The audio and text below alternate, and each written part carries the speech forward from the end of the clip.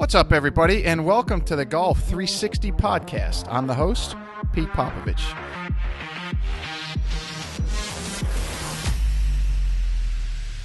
So you may be asking yourself, what is Golf 360?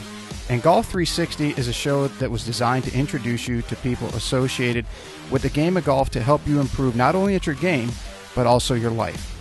Almost all of our guests are from within the industry in some way, shape, or form, but some of the guests we have are from outside the industry, and it mainly revolves around the business world with a few others scattered in here and there.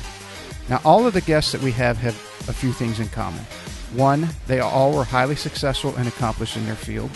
Two, each has something to pass along that will help you in your game and your life. And three, they were all more than willing to give back by passing along the things that they use to help them in their career, and even some of the mistakes that they made so that others don't make them in their journey.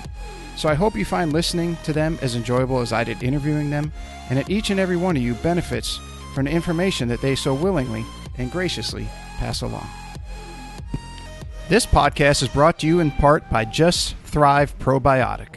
You may be surprised to learn that your digestive system is the key to creating and maintaining the quality of your physical, mental, and emotional health, and it's one of the body's most essential systems. That's why the majority of nutritionists today highly recommend probiotics as an indispensable nutritional supplement. As a discriminating consumer, you've probably been searching for a probiotic that is proven, potent, and effective, and you found it. Just Thrive is your best choice for maintaining a healthy lifestyle.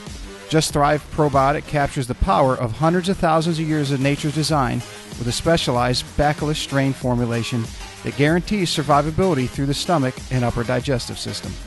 Supports optimum gut health, digestive health, immune health, and delivers antioxidants. Great for adults, kids, and the whole family. Use promo code GOLF360 at www.thriveprobiotic.com for 10% off your... This podcast is brought to you in part by Old South Golf Links. A short ride across a bridge from Hilton Head Island is one of the area's finest golf courses and a hidden treasure. Set up on towering pines and ancient oaks with sweeping marsh vistas, truly makes Old South Golf Links a one-of-a-kind golfing experience.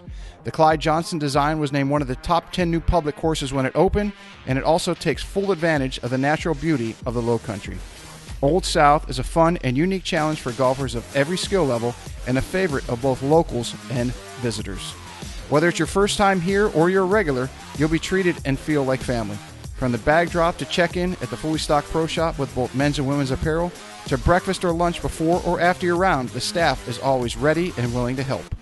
Experience for yourself why Old South is one of the premier golf courses in the Hilton Head area and why it will quickly become a favorite of yours too. Visit them in person or online at www.oldsouthgolf.com, or to make it tee time, simply call the pro shop at 843-785-5353. Okay, everybody, I am very, very pleased to announce today's guest is Dr. Greg Haff, who is the professor of strength and conditioning at Edith Cowan University in Australia. Dr. Haff, thank you very much for making the time to join us today. Thank you for having me. Look forward to an interesting conversation. Yes, I've had my challenges with getting this tech side right for doing an interview halfway around the world, both longitudinally and latitudinally. But I think we've got it down. I've got my fingers crossed. We'll see how it goes. I hope it works out.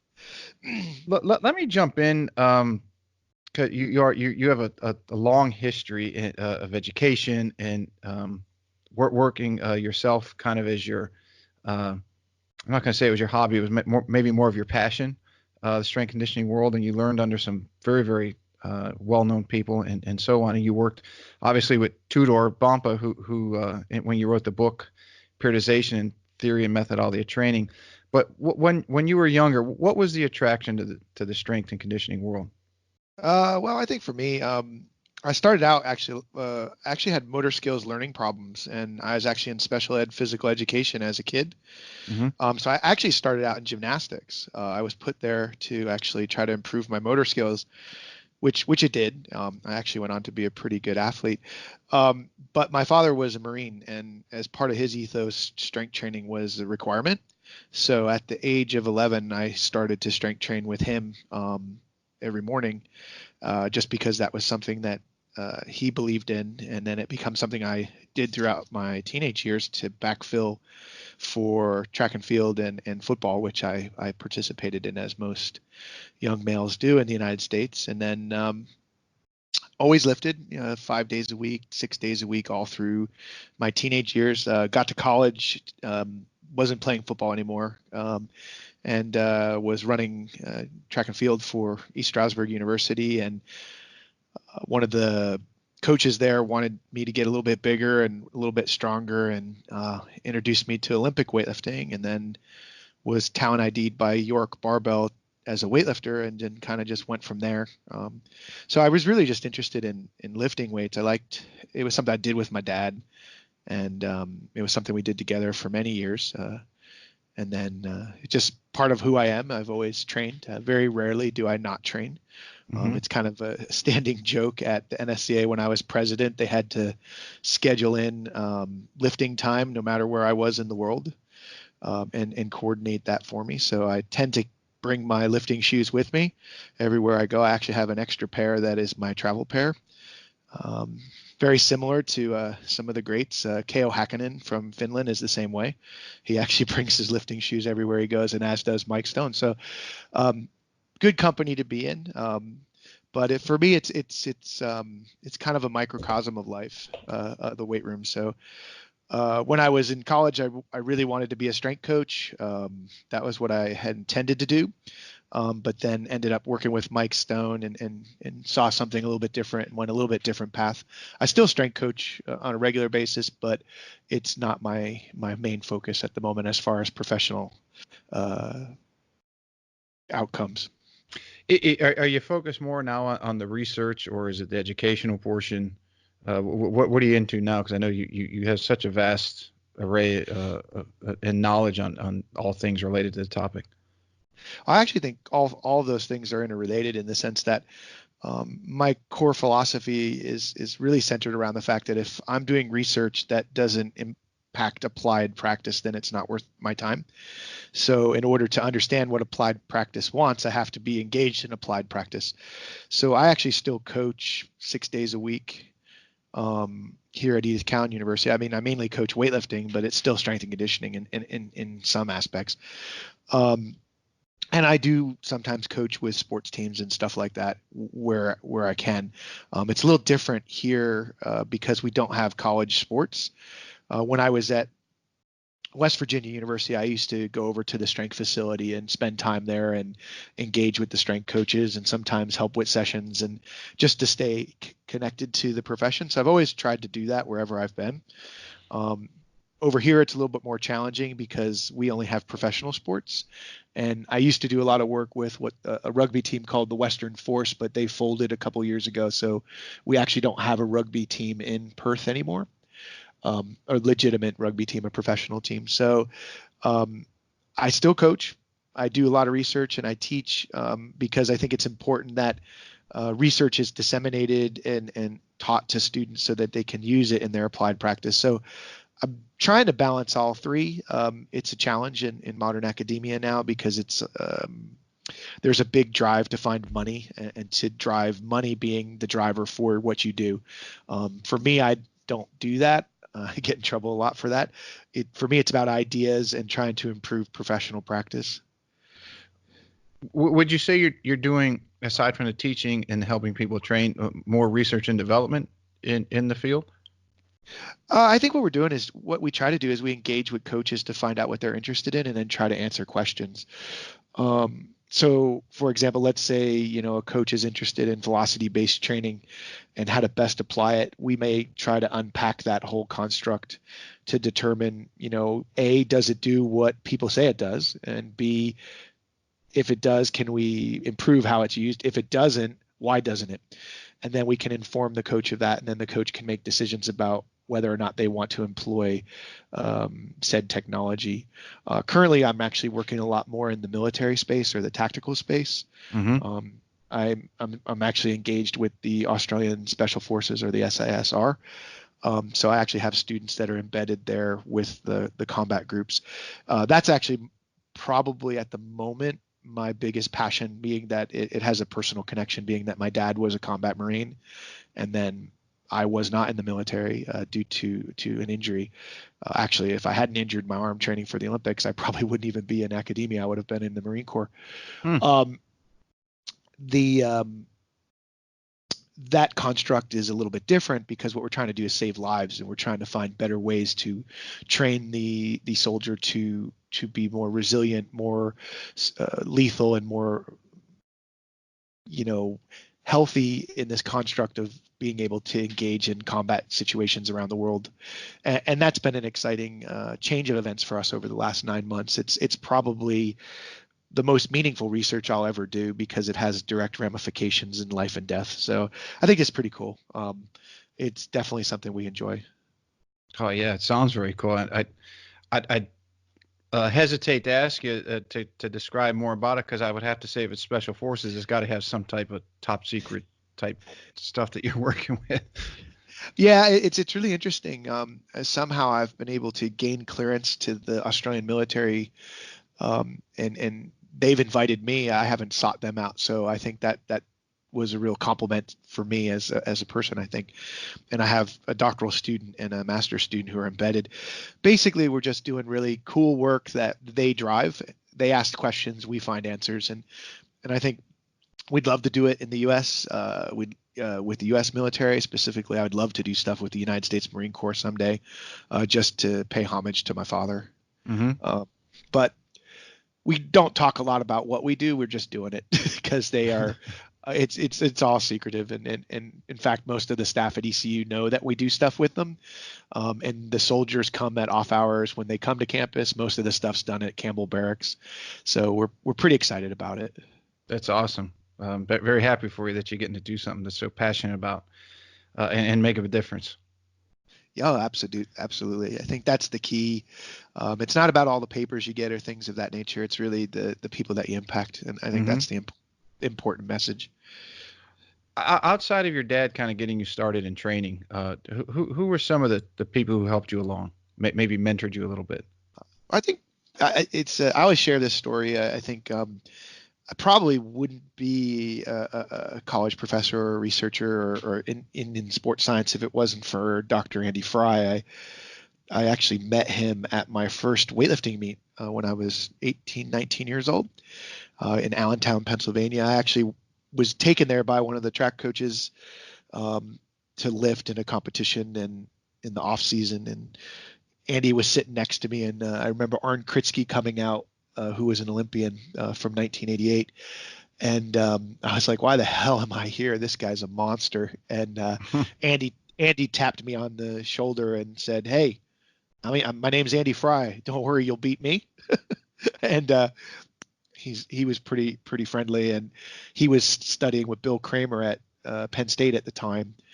And we became friends, and he came down to East Stroudsburg University, where I was doing research with Frank Pulo in a collaboration with Bill Kramer. And he taught me a lot of things, and he happened to introduce me to Mike Stone, Bill Kramer, Kyle Pierce, John Garhammer, Everett Harmon. We're talking some of the icons in the field at the time. And it was rather interesting because Mike wanted me to come do my master's with him. John wanted me to do my master's with him. Bill Kramer wanted me to do my master's with him, and Kyle Pierce was the same. And I chose Mike mainly because he was living closest to where my girlfriend was, and it was kind of an interesting thing. And Mike and I have been close friends ever since 1993, and he's kind of like a father figure to me, and a lot of my ethos comes from my father, who was, that Marine Corps kind of construct of work ethic and integrity and things of that nature, and then Mike Stone's scientific integrity of doing the right thing, not chasing fame. He's really passionate about that. So I think really Andy Fry is probably the person that got me moving in a direction, but I don't think any one person is built on their own accord. I think, the people that you get the opportunity to work with really lift you. And it's your kind of duty to lift them as well. So, I mean, I did my strength and conditioning coaching under Meg Stone, which was a great opportunity to work from probably one of the greatest strength coaches of all time, and one of the, as far as women goes, one of the real ceiling breakers. She was phenomenal to work with. So it was a really interesting time for me to study with Mike on a science perspective and to work with Meg on an applied perspective. And they're very different in their approaches, or at least they were back then.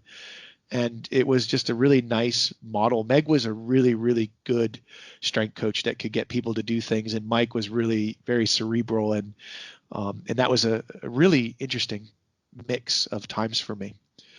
And then I think probably the other person that probably has influenced me the most is my wife. Actually, she's a pretty groundbreaking strength coach in and of herself, in the sense that she has no training in sports science whatsoever.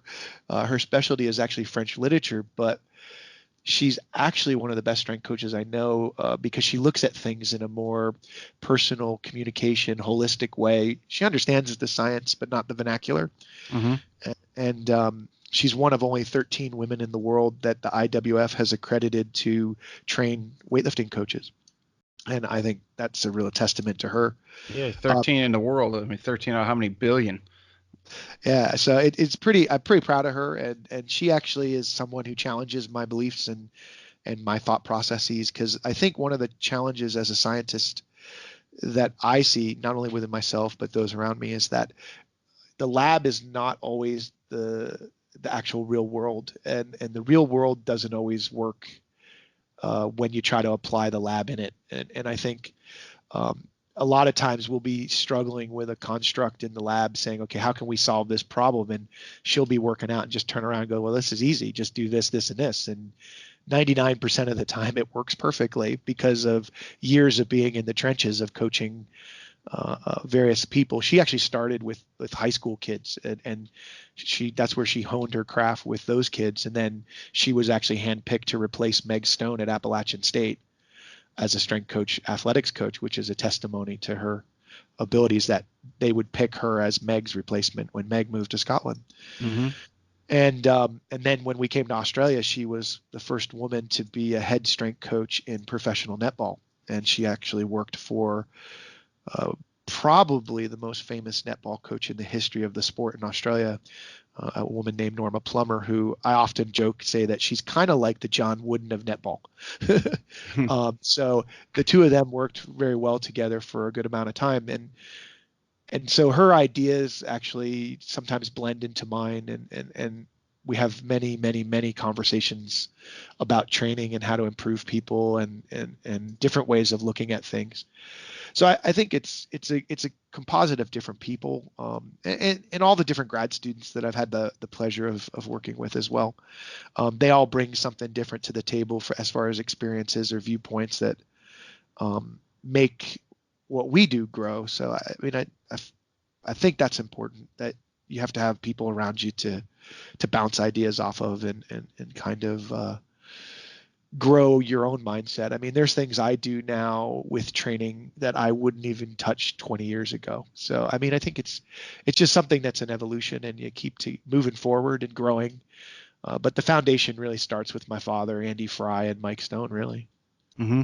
It's interesting that you brought up when you guys were working on things that were in the lab, so to speak, and then trying to apply it, let's say real world for generic purposes, or generic language. I'm sorry. And where you mentioned your wife kind of bridged that gap and how to do it. I find that a lot in the golf industry, where whether it's somebody's teaching a swing off a biomechanics study, or they're doing a club fitting using electronic measuring devices and so forth. And the big kick in golf the last, I would say, 10 to 15 years has been a gravitation towards science, which I have always said is a great thing. Some of my contemporaries say, well, you bang science. I say, no, I don't. I think it's a great thing. But I think there is also theoretical science for a lesser degree, or lack of a better word, and then there's the applied science and how it works in the real world. And there is a chasm that needs to be crossed between the two, because you can't force somebody into doing something that they're not capable of doing.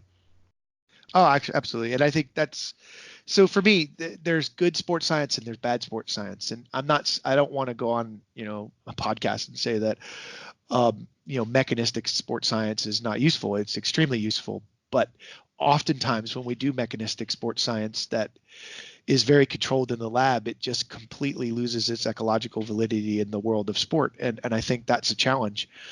It's a battle I face every day at Edith Cowan University because there's a lot of people here that are mechanistic sports scientists. For example, I mean, I can use this example. So when I look at hostage rescue or SWAT team or special forces room clearing in a combat zone, if you look at what they're doing purely biomechanically, you would say it's completely wrong, and the typical sports scientist would say they have to change it. However, when you talk to these individuals who are extremely experienced and have survived Iraq and Afghanistan, they will tell you that they can't do it that way because they're going to get shot in the leg or get shot in the femoral artery, which is, could be death. Mm-hmm. So it's biomechanically incorrect, but some of the biomechanics people that I work with would fight that and say that we have to change it, as where my construct is, you're the expert at that. I don't know how to fight in a combat zone. That's not my thing. You tell me why you're doing that and let me understand. And then we work from that perspective. And so it's tactically sound, mechanically unsound. So what do we have to do? Figure a way to make that more physically sound. And the same thing, for example, in sport, when I work with, let's say, a American football team, an NFL team, the technique that you're trying to use is tactically what you need to do. So how do I make the athlete stronger, more resilient to be able to do that technique? And I think a lot of sports scientists, especially young ones, don't understand that their role is not to tell the coach what to do. Their role is to inform the coach of things that they can make decisions about. And I think that's the challenge that we have in preparing sports scientists, because they often will get this mindset that they know more than the coaches. The coaches know what to do. We're just trying to understand why and help them make it better.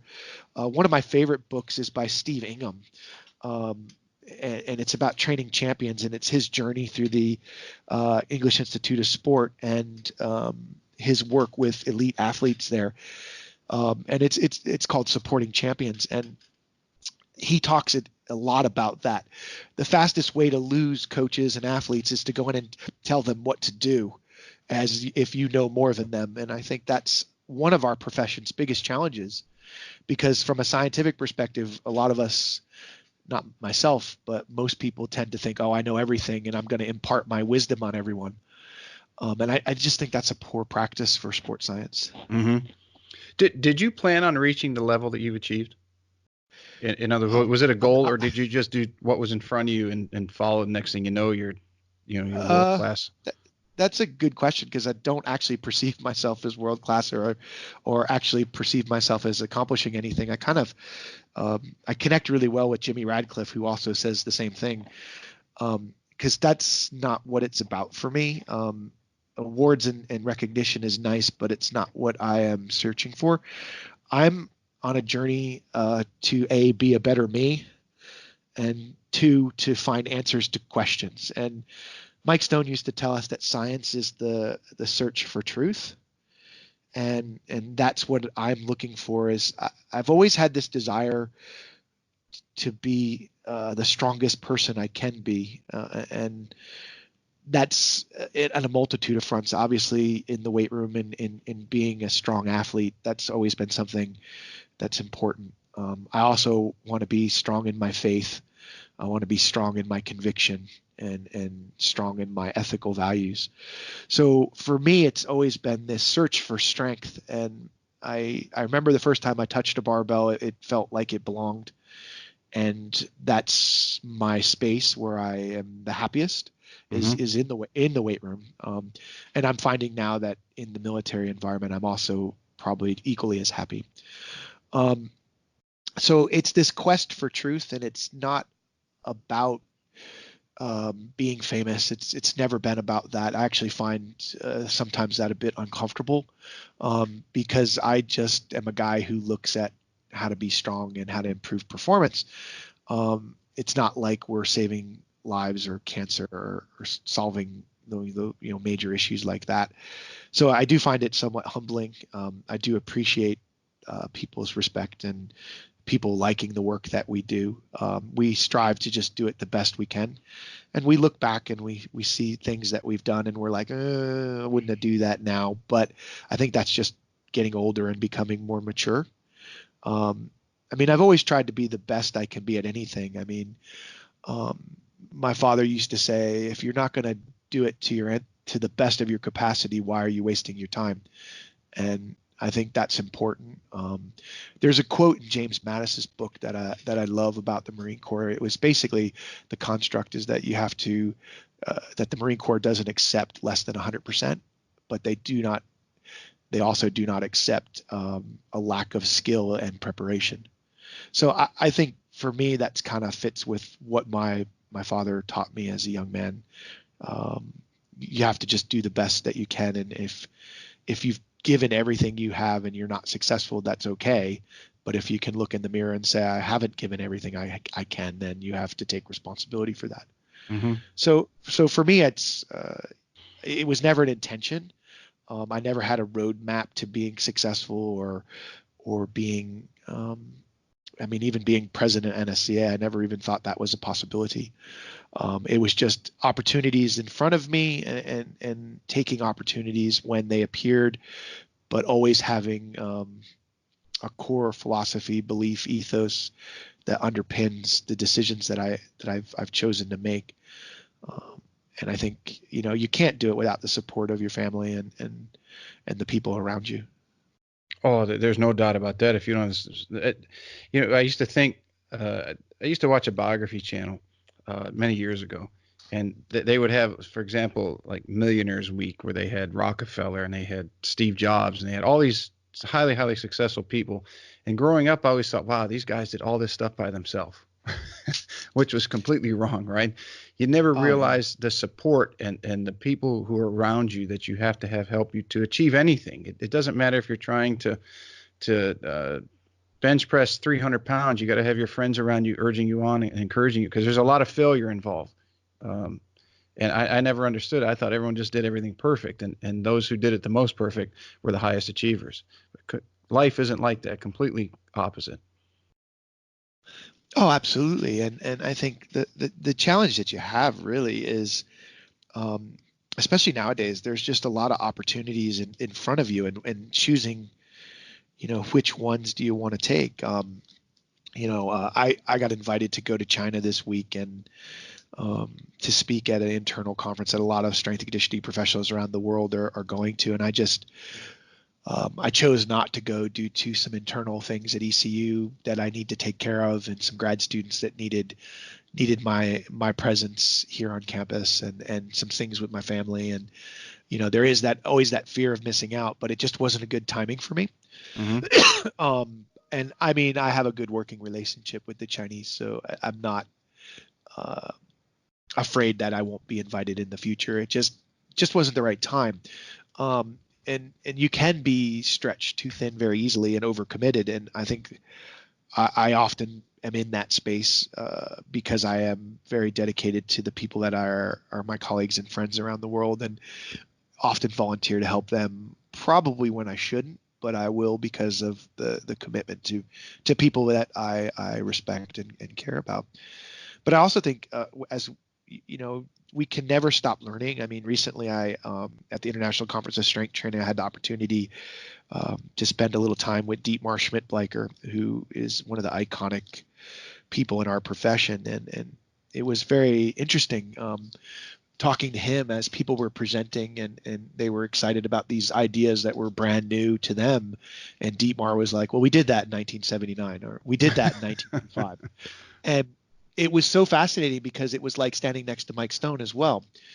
And recently I started to look at accentuated eccentric loading and doing some work with Paul Comfort and a really exciting young researcher named Melissa Harden.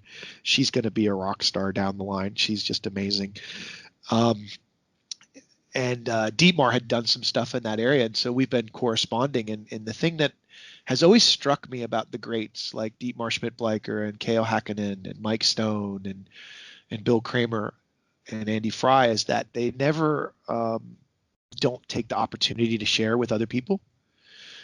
If you ask them a question, they're always going to engage you, and that's something that I learned a long time ago is to do that. So when someone asks me a question, I always try to take the time to respond as soon as I can. If I'm at a conference, I always answer questions that people have or share information, and I think that's the only way the profession grows. If we don't do that, it's not a contest of who's got all the knowledge. It's really about helping athletes achieve the things that they want to achieve. Mm-hmm. Yeah, I would agree. It's the same thing in golf instruction, because there's so much out there to learn. If anyone cops an attitude or gets a little too cocky, it's almost like they're excommunicated because no one wants to deal with them. And you can't learn any. There's so much involved in whatever field people are in nowadays, with the internet and the advent of sharing information, that there is no way that I don't think any single person could learn everything in their profession to be the undisputed champion, so to speak. Well, and that's the challenge right now is, Stone and I talk about this a lot because he's actually pretty anti-social media because he believes that it's a dissemination tool for false information. And I tend to agree with him because it's really difficult for people to figure out what's true and what's not true. And, I probably am one of the last generations that actually went through the more classic way of learning, in the sense that if you wanted to become good at something, you went and studied with a master. And the master taught you their way and taught you how they did things, and then you evolve from that training. Now we have a lot of generation, we see it in our classes a lot, that they will see something on the internet in social media and almost take it as the gospel because it looks a certain way, or it's got a reference, or it's published, and then when you start to unpack the article that this social media has promoted, you start to realize that there's flaws in the article, or there's misinterpretations, and the younger generation has got to be trained on how to filter that noise, and that's the challenge, because sometimes things look amazing on social media and you're saying, oh, that's the answer, and that challenge becomes problematic. A good example, there was a paper published by Mladen Jovanek in the Australian Strength and Conditioning Association journal on using velocity of warm-up sets to predict the 1RM for the day. And at first glance, you start to be like, oh, this is great. This would be awesome, because then we would be able to dial in on actual capacity to lift on that day. And you look at the science that underpins the idea. It's okay, velocity, as we lift heavier things, velocity gets slower. This kind of makes some sense. It's kind of a linear relationship. And we did a study on it, and we found that predicting 1RM from warm-up sets over predicts your maximal squat by 20 kilograms.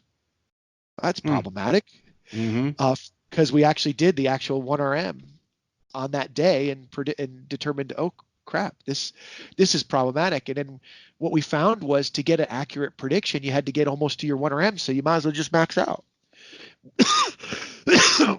which is it's not going to help us, because we know that you can't max out every day. So that's an example of, it's a good idea, a good theoretical idea, but in application doesn't really work. And we're still unpacking that, because we're trying to look at it in different ways. But to be honest, I don't think it's going to work. So on social media, you would see velocity-based stuff is the answer, da da da da da. But as we start to unpack things, it's not as clear cut as that. What's a typical day like for you? Typical day like for me. Again, I'll highlight that I grew up in a Marine Corps family, so early morning is important. I usually get up around 5 o'clock. I'm in the gym by 6 with my wife. We usually train from 6 a.m. till 8 together. And we've done that. We've been married almost 20 years now, and we've trained together for 20 years. We were both competitive weightlifters. She was far better than I was. And so we do that. It could be weightlifting. It could be metabolic conditioning. It could be movement competency training, some form of training almost every day. Then from about 8 o'clock till about noon, I am in my office. I teach mostly online right now, which is somewhat unfulfilling. I like the technology side of it, but I like to be with students. Human And I like, interaction, yeah. that's been my challenge in Australia is it's a different college model. I kind of miss the United States, but anyway, um, so I tend to work in my office. I usually block a couple hours a day to work on student projects, like for example, reading dissertation proposals, reading articles, and trying to improve that. Spend time in the afternoon working on my own stuff, such as reading, um, organizing data collection, student meetings.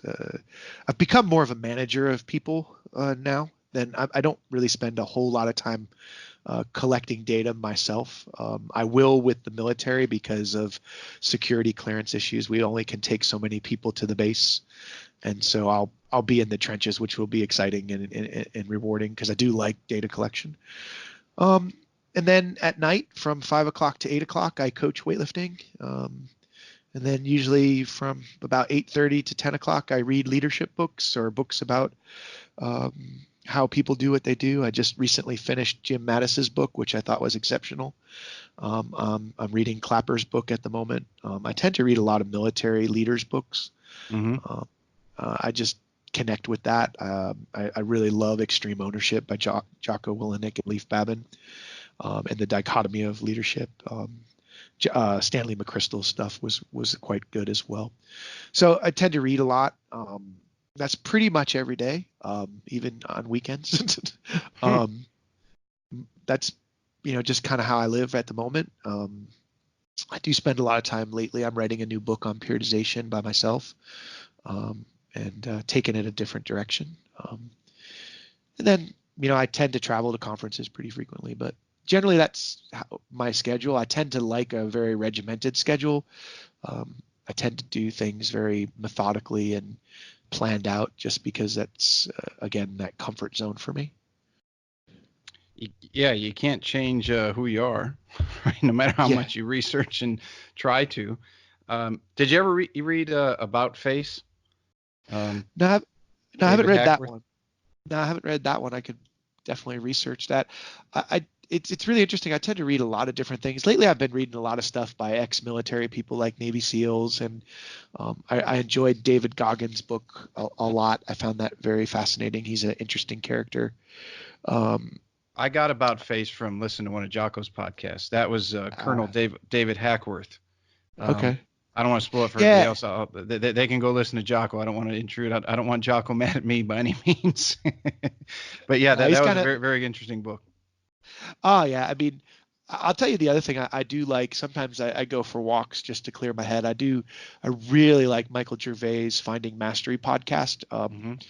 That's to me like on my number one podcast listening list, mainly because I think a lot of things that Michael talks about and his people that he brings in talk about is this idea of finding mastery in yourself and whatever you do. And I think that's something that connects with my ethos. By no means have I achieved mastery or have I even gotten close to it in my mind. There's so much more I need to get better at. So I'm always striving to improve. Every day I wake up with the mission of improving something about what I do or who I am. What's say some of the craziest things you see in your industry? You're like, wow, I don't know where the hell they came up with that. I don't want to. And you don't single anybody out. Yeah, I don't want to single anybody out, but I mean, one of the ones that I've seen lately, and I just sit there shaking my head, is this idea of doing a power clean into a step up. I just cannot grasp why, because really to do a clean or an Olympic lift well is a skill in of itself, and doing it into a step up makes no mechanical sense to me and no practical sense to me. And scientifically, the rationale doesn't make sense as well. So this idea, the thing that I'm just scratching my head about lately is this, what we're calling over specificity of training. The idea that the weight room has to be perfectly mirroring the world that we compete in really is kind of a false construct in my mind, in the sense that the weight room is a place where we build capacities that underpin performance, not where we do the performance, unless we're a weightlifter or powerlifter, that is.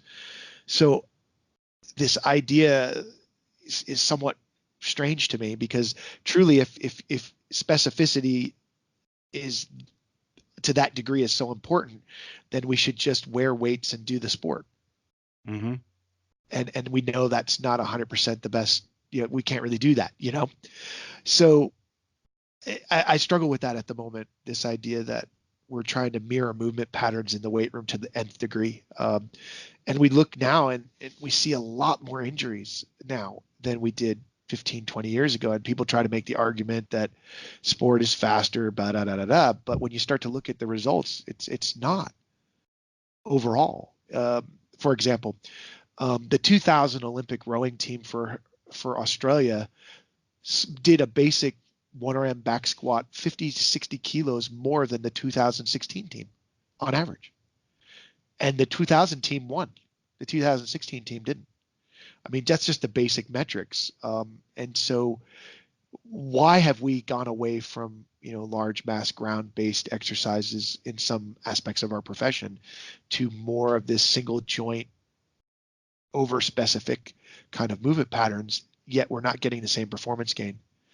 I find that interesting, because when we look through time, it seems to go in cycles. And right now, for example, the flavor of the month is velocity-based training. Mm-hmm. Well, if we look back in the 90s, the flavor of the month was power training. And it didn't work for the long haul, and I suspect velocity-based training won't either. But if you think about the physics of it, what is power training? If we know the force application is pretty constant, power training is actually velocity training.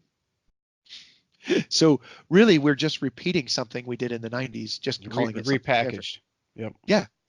And so after the 90s, it became, oh, no, we need to go back and get strong again and lift heavy things and do things that we've always done. And I suspect we'll see that trend come back again. Nothing is really that new or novel. I mean, if you think about it, there's a physical culture text from 1845 where they talk about planking and kettlebells. Well, we talk about planking and kettlebells now. So I think the tools are there, and they've been there for many, many, many decades. And I mean, you think about it, like we've done work on cluster sets. And what people don't realize is that the genesis of the ideas with cluster sets came from muscle magazines in the 1950s and Verkhoshansky in the 1960s. All we've done is just gone in and looked at it in a more scientific way and tried to unpack it a little bit more. So I think it's important that people know the history of their profession, because there is a lot that's been done in the Soviet Union and around the world, and it's really a global research world that we have to dive into. And just because it's not been done in modern literature in North America doesn't mean it doesn't exist. Yeah, and that speaks to, I want to get into your book. I know it's a few years old now, and it's not as well known maybe as it should be outside of the training circles. But the periodization theory and methodology book, I was blown away by it, and I just had trained for professional golf, but I'm like, wow, I wish he was still around here. When I was playing, it would have been fun to see how to train to peak at certain times. But from my understanding, and I could be way off, but you got to work with Tudor, and hopefully we can talk about him a little bit. But he had information going back to the Russians in the 50s and 60s, and them from the Bulgarians back at let's say the turn of the century in the 20s and 30s. Is that way off base, or am I somewhat right on track? You have to look at, like, it's interesting. Tudor is probably the most famous, and to be honest, I didn't really work much with Tudor. I actually rewrote the whole book myself. He didn't do very much because he struggled a little bit with the modern science. And we had some major times where we just didn't agree on things, and I'm like, well, you can't say that. It's not scientifically right. You just can't say it. It was proven wrong. It was right in the 60s, but it's not right now. So when you look at the periodization history, you could go back to the ancient Romans and Greeks and find discussions of basic planning of training. But the Soviet Union, the communist countries, really did the most. And a lot of people talk about Matveyev, Bompa, Bondarchuk, Verkhoshansky as like these are the guys, The guy that actually everyone doesn't think about is a guy named Laszlo Nadore from Hungary. You have to remember Hungary was under the Soviet control. Everything goes to Russia. Laszlo Nadore was single-handedly probably the mastermind of the excellence of the Hungarian sport machine in the 1950s, because he helped with all the planning. And the kind of people that studied with Laszlo were people like István Balye and things of that nature, which is really fascinating. And for me, I only know about him because Mike Stone was friends with him. They had met each other, and one of Mike's most proud pictures is he has a picture of him with Laszlo Nadore, and they used to talk a lot about periodization of training. So the idea here is that the Soviets actually put a lot of emphasis on sport, and if you read Matviev's book, which everyone should, the first chapter is really about the importance of sport in communism, basically. And they researched a lot to try to improve performance. And this is where I get kind of fired up. There's some researchers out there right now that are frustrating as all get out, that suggest that periodization is unnecessary and that you don't need to periodize training. And they're very loud speakers in social media, and they write commentaries and never offer an alternative and don't do research in the space. And they really discredit the work of in the Soviet Union and in Romania and Bulgaria and in Hungary from that time as not being scientifically sound. But the reality is those people were able to do research on a larger population than we would ever be able to get. In fact, Matviev's dissertation had something like 250,000 people in it. Cool. You're not going to get that, because what he did is a cross-sectional study looking at how different people trained in the Soviet Union and figured out what were the characteristics of those that did really well versus those that didn't. Mm-hmm. And that was the genesis of periodization. And when I was actually partnered with Tudor Bompa by Human Kinetics, actually. It was never the intent for me to write with him. I was going to write my own book because that's what they wanted. But then Tudor came out of retirement. So when I started down that journey, I thought it was important that I read the historical stuff, because if you don't know where we were, you don't know where we're going. And we can take comfort in the past to inform the future.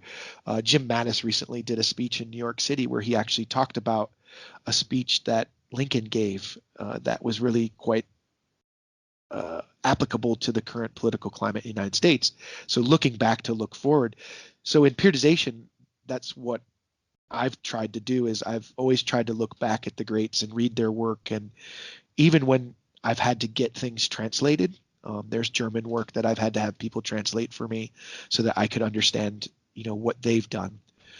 And a lot of times what we see nowadays is that people assume or make really broad assumptions that work was not done well. And in reality, it was done quite well. And it's just not published in a format that we're used to now. Mm-hmm. It's usually published in compendiums and things of that nature, and books, not peer-reviewed journal articles, because it just wasn't what they did at that time. I mean, if you look about it, even Einstein's stuff was in compendiums. So that's really where periodization, it's really just a construct that they were able to find in trends, and then they built from there.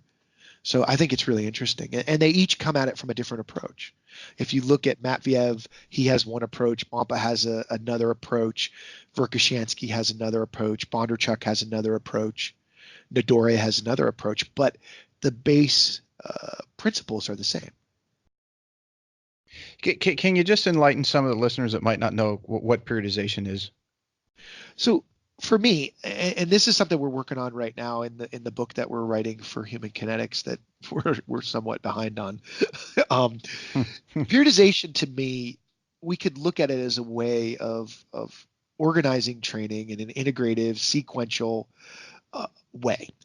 Now, the problem that we see right now is people are confusing periodization with programming. So periodization is kind of like the Google Earth view, mm-hmm. and programming is the street view. So, for example, think of periodization as a scaffolding from which everything is built. So in an annual training plan, let's say I'm working with an NFL team. I know what the NFL season is next year. So I know where I need to be competing. I know who I'm competing against. I can then create difficulty scores and create based on historical data, based on distance traveled, based on strength of schedule. I can then rank those competitions and say who's strongest and who do we need to, modulate training in a certain way. Can we train through it, or do we have to reduce training? So I could set that framework for the whole year. That's periodization. From there, we plan by deciding what models of training that we might use, and that might be a sequential model, that might be a parallel model, it might be a emphasis model. And simply all that is how we're going to organize the training factors that we're going to actually employ to get to this end product of competition and the schedule. So the models are dictated by the periodization structure that we've outlaid, or the scaffolding. Mm-hmm. Programming is the modes and methods that we use to basically operationalize the planning model. And this is where I think people get a little confused. It's not Moses with the tablets at the programming level. The plan is pretty straightforward. It's going to be parallel, sequential, or emphasis. The periodization model is pretty straightforward. I can't say I got to move the competition today because I just not ready. It doesn't work that way. I wish it did, but it doesn't work that way. And so when we look at the programming level, there's this great scope for malleability or pliability. An example I always give is, let's say I got a rugby player, and let's say I have my lock or my hook. Let's use my hooker, excuse me. So the hooker is the guy that kind of hooks the ball when they scrum. Mm-hmm. And let's say that this week we want to make sure we're targeting leg strength, and that's primarily a goal for us that's established by our periodized plan, yet his back is injured. Obviously, the best way to build leg strength is squatting. We know that. He can't squat. Oh God, what do we do? Well, we go down the list. All right, we're going to leg press. We can still build leg strength. Is it perfect? No. But does it accomplish our goal? Yes. So we can move things in and out as needed depending on the changing status of the athlete. And my wife used to have what she called the what I want to do, what I need to do, what I have to do, oh shit, I'm screwed list. And that's how she would present it to her head coach, is like, we're going to do this if we can. If they can't do this, we're going to do this. If they can't do this, we're going to do this. If we're at this point, then they probably shouldn't play this week. And that to me is how periodization is. And I think right now what people are really struggling with is they're saying periodization is programming. It's not. And periodization informs the programming decisions. Are they interrelated? Yes, but they're not synonymous. And if you think about it, this is a debate, an argument that has been going on for over 50 years, because Verkhoshansky and Matveev used to have this argument back in the 60s. So it's one of those things like in the putting industry or the putting instruction field where the argument forever has been, does the putter go straight back and straight through, or does it work on an arc? And I argue with people. I say, well, it just depends on where you're looking at it from. If you're looking at it from down the target line, it's going to look like one. If you're looking at it from above, at directly above the target line, it's going to look like one. But if you look at it on the plane that the putter is moving on, it's going to look like it's straight back and straight through. So the argument has gone on forever because it's right. Both of them are right. So I would have to imagine some way, shape, or form, someone, like you said, they're two parts of a whole. So they're both correct, but they're arguing that one is different than the other. Yeah, absolutely. And everything is about the framework or the optics that you look at it at, you know, and I think that's where right now, if you go on social media, you see all kinds of weird things about periodization. And my question to people that question periodization is, okay, what's our viable alternative? Because I know as a coach, let me hang my sports science hat on the hook on the back of the door of my office and put my coach hat on. As a coach, I know how to get someone ready for a competition. And there's a plan and a structure. It's not random training for random's sake. So from that perspective, from a scientific perspective, please tell me an alternative. And there is no alternative. There's a research group in the United States that's written at least 5 commentaries on the uselessness of periodization.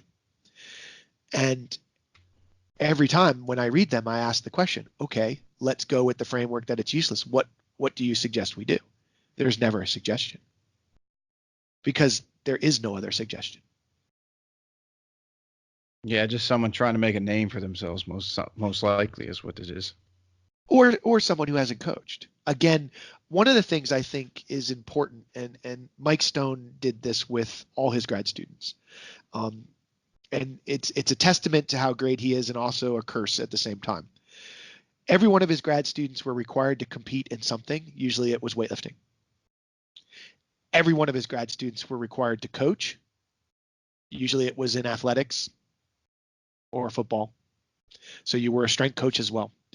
And every one of his grad students were required to do research because he believed, and I have kind of taken on this belief as well, that in order to truly understand how to work with an athlete, you must know, one,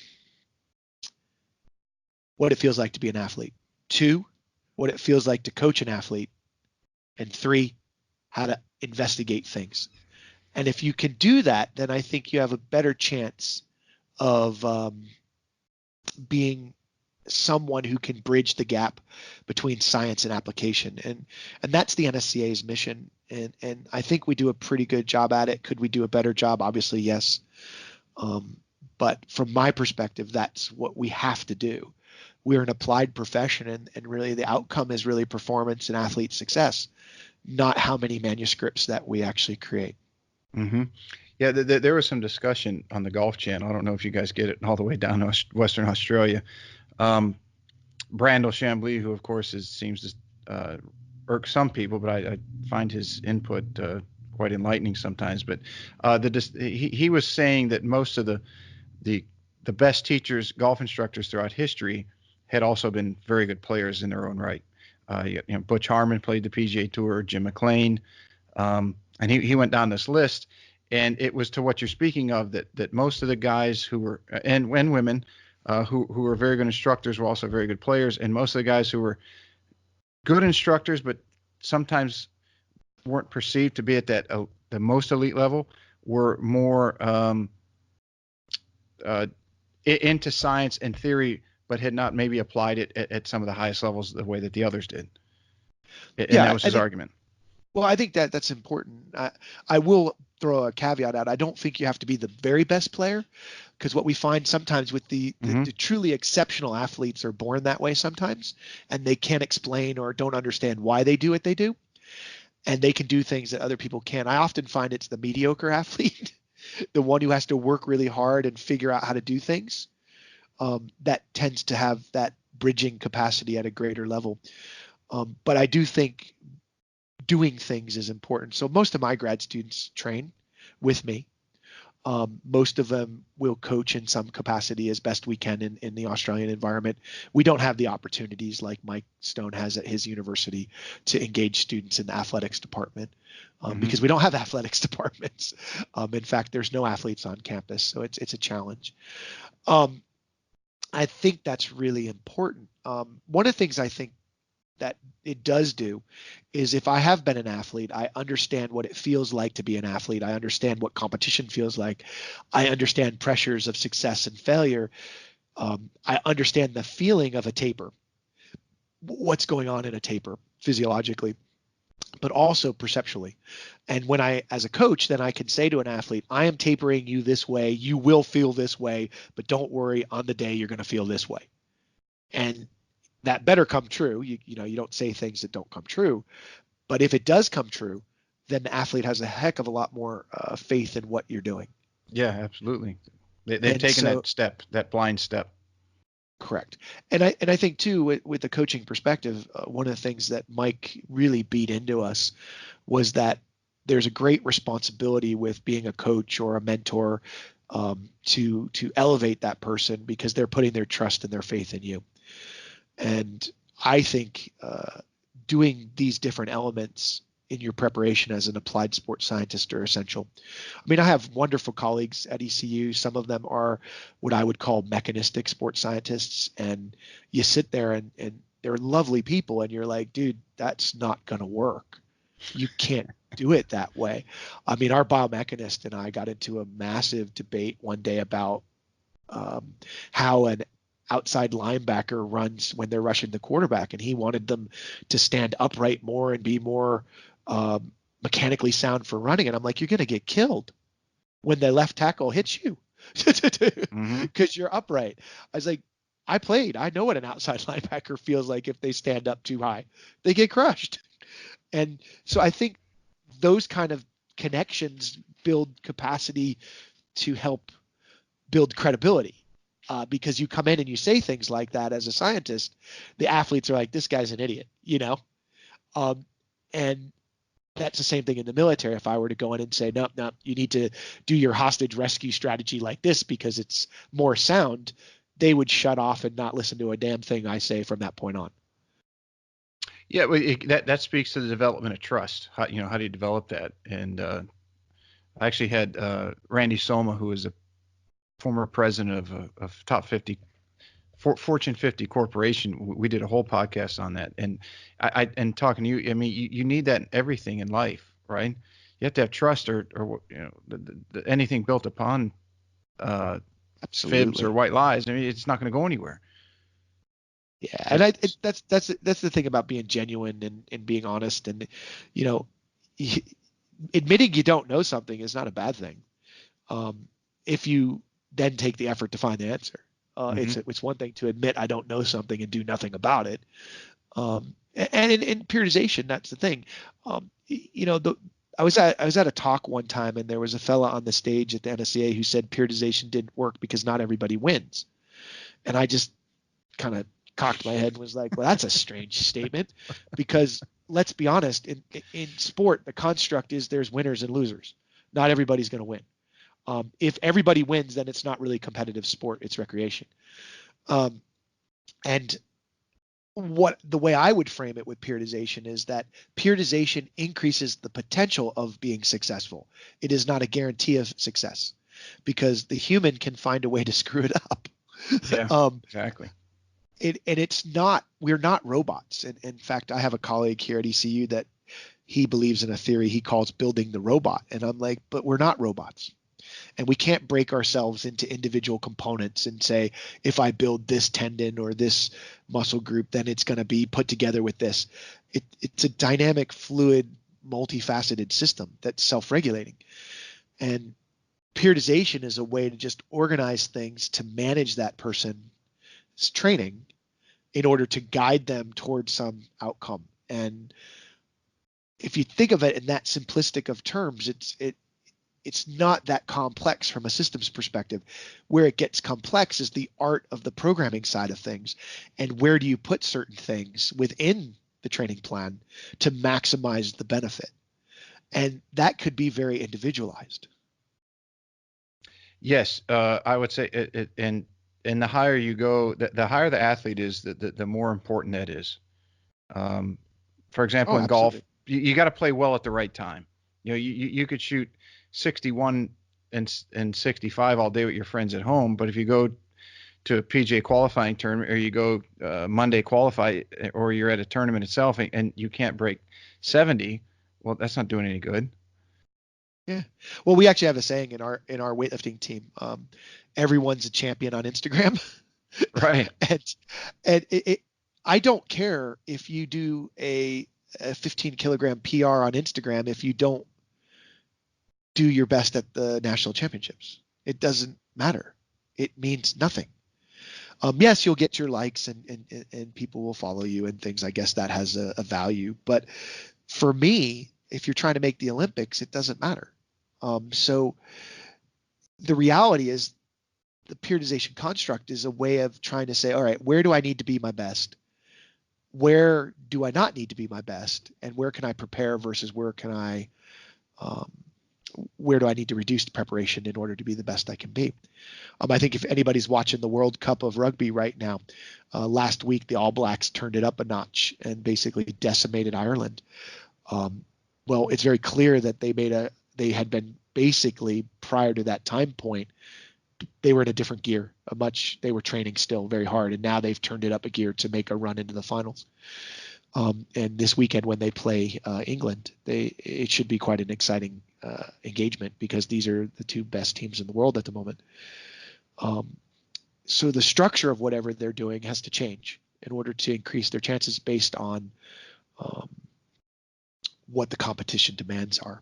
And there's some really interesting work by some researchers in Australia, Sam Robertson and David Joyce, that have looked at this idea of tactical periodization is what they've called it, but really it's just emphasizing when major competitions are based on data. Have you used the periodization and the programming with many golfers in Australia, or even when you were in the States?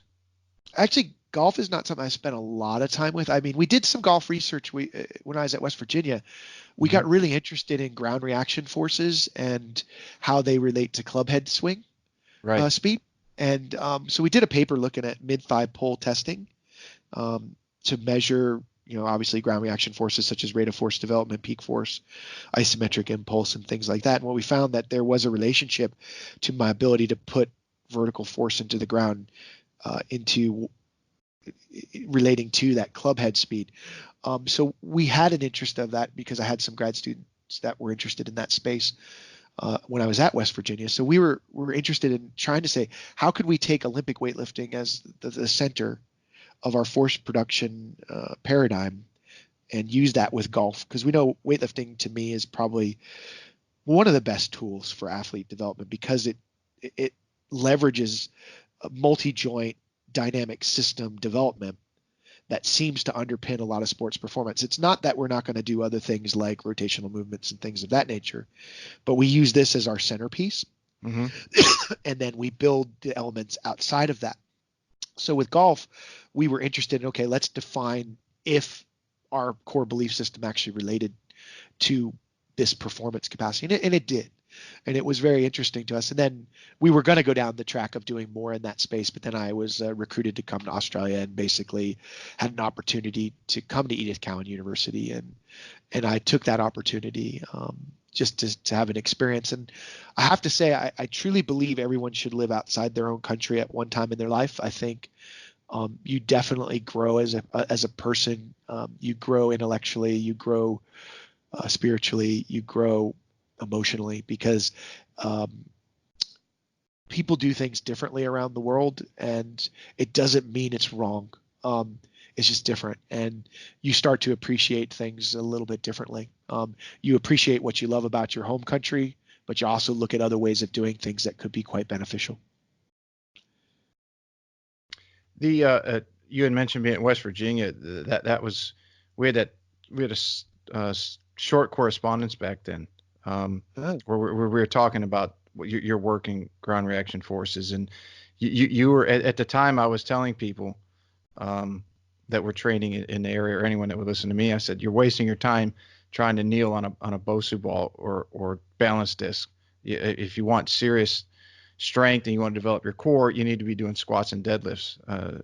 And it was so nice to hear someone at your level say that, because it's like I was working against the grain on all that stuff. Well, it's actually really interesting right now. We see it a lot in sport right now. It's like, to me, you have a few rocks in strength and conditioning that you hang your hat on. We can't discount the benefit of squatting. I do find it somewhat interesting that some of the fastest people in the world all squat above 2.5 times body weight. The best jumpers in the world tend to squat above 2 times body weight. People who get injured less tend to squat above 2 times body weight. Look at Christian McCaffrey from the Panthers right now. He's lighting it up. He's one of the strongest guys in the lower body, according to Lauren Landau, that is out there. Look at Shaquan Barkley, how strong he is in the lower body, and look how good he is as a running back. Even some of the quarterbacks are pretty strong, with the exception of Tom Brady. The vast majority of everyone else is in this more strength dependent kind of perspective. So we know that that's like a construct that we need. It doesn't mean we're not going to do unilateral training, but it's in addition or as a supplementary. And we know that, core exercises like the deadlift, the power clean, push press, bench press, things like that, those large mass exercises have benefit. But what I think where people fail is in the actual implementation of those exercises, not understanding how to load them correctly to either stimulate recovery or stimulate adaptation. Because when you do use whole body exercises, the metabolic cost is much higher. So people default to this more bodybuilding or building the robot mentality of single joint exercises. And it's not saying that single joint exercises don't have their place, but they shouldn't be the core. They're not the rocks of your conditioning or strength program. And one of the things that I think from a periodization perspective and a programming perspective where people struggle is that, yes, those rocks are important, but you're not training weightlifters. And we see a lot of our students are like, oh, Dr. Haff likes weightlifting, so let's just do all weightlifting exercises. No. We're going to use the tools of weightlifting to do certain things. And how you put that together is somewhat of an art form. And I think as you become older and more experienced, you become more judicious of how you program. When you're young, you tend to have way too many exercises, way too many things being done at one time. And as you become older, you become more streamlined and more efficient. You can get away with less done well. The trick is that there's an evolution in the athlete's development from a periodization perspective. When we work with younger athletes, they can use more parallel models where they do everything at once. As they become more trained, we start to shift to block or sequential, which is block training, or emphasis modeling, depending on the sport, because they need more emphasis or time in a certain attribute. When you're a novice, almost anything you'll do will get you better. And if you look at a lot of the research that starts to tear apart some of the periodization constructs, the studies that are done that tend to basically say all periodization models are the same tend to be done in novice athletes or untrained people. Yeah, a young training age in particular. Absolutely. A youngster. And this is where it gets really interesting. So like earlier, I said that my wife was a strength coach in professional netball. So in Australia, professional netball is probably the top sport for women at the moment. It probably won't be in the next 10 years, but right now it is. It's the place where the best female athletes go. And they are extremely skillful at the sport of netball, which is kind of like a hybrid of basketball and handball. She went in with an American strength training ethos, and the training age, strength training wise, was probably that of a freshman in high school. Yet these are professional athletes. Mm-hmm. And so she had to pare it back to things that she did with freshmen in high school in the United States. And she dropped the injury rate of that professional netball team because netball has one of the highest injury rates in sport in Australia. They had two contact injuries, in 2 years. That's it. Because they got stronger. They were trained to be more efficient and do things better. And so I think that's the other thing you have to think about is periodization models. It's like a tasting menu. It depends on what you need and where you're trying to go, and you pick what you need. Yeah, I've had a number of very good trainers, strength coaches, holistic practitioners, and so on. And the consensus has been there is no doubt that strength training that supports increases in speed in the golf swing. Would you tend to agree with that, or do you have a view on that one? Absolutely, I think so. And I think good strength training will do it even better. I think the trick is you don't want to be a strength athlete who's trying to be a golfer. You're a golfer who's using strength training to be a better golfer. So mm-hmm. You're building athlete. The way I look at it is I look at a golfer as an athlete. I want to make them the best athlete they can be so that the golf coach can make them the best golfer they can be. My job as a strength coach isn't to make a golfer. It's to give the coach the tools to make them a golfer. And I think that's a little bit different construct. My wife used to have this argument with the assistant coach on the netball team who later fired her when the head coach quit. She would say, I'm not building netball players. I'm building athletes who play netball. Mm-hmm. And that was my wife's ethos, and I agree with it completely. There's this idea that there's a special program for a netball player, a golfer, or a football player.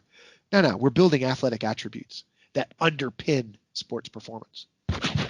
Can a golfer get too strong for golf? In other words, some of these guys on the PGA Tour are doing, 400-pound deadlifts or 450-pound squats. Is there a law of diminishing returns? And I guess the second part of that question would be, when should training focus shift from strength training to force development? So I guess for me, the first thing is I hate when people say people are strong enough, mm-hmm. Because I don't well, my first question is, what is strong enough? And no one has an answer to that. Stone and I talk about this a lot. And it also goes with the assumption that strength is a static quality. Strength is constantly in flux. And so the idea that you could be strong enough, to me, seems illogical. I often use as a counter to that statement. So if we're fit enough, we'll stop conditioning. And every coach I've ever talked to is like, oh no, we lose fitness. Why do you think we were not going to lose strength? Strength goes up and down. So are we ever truly strong enough? No, but we have to think of it in a different construct. So Buckner published a paper in the 90s in Health and Wellness that later on Suchamel and Nymphius and Stone kind of hijacked, that there's a curve of the relationship between strength and frailty. And so this idea that you're trying to bank into what we call a strength reserve, and that strength reserve is kind of like your bank account that you're trying to put money into.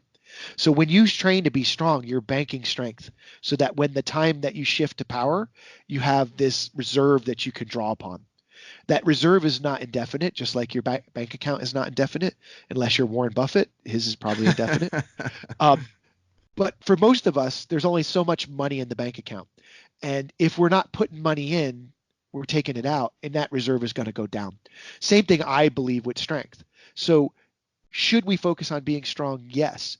But we have to modulate the emphasis of strength, maintenance, or slight gain, depending on where we are in the training year and what we're trying to accomplish. Now, there is definitely a law of diminishing returns, which is interesting because the people who are against periodization say that there is no such thing as a law of diminishing returns.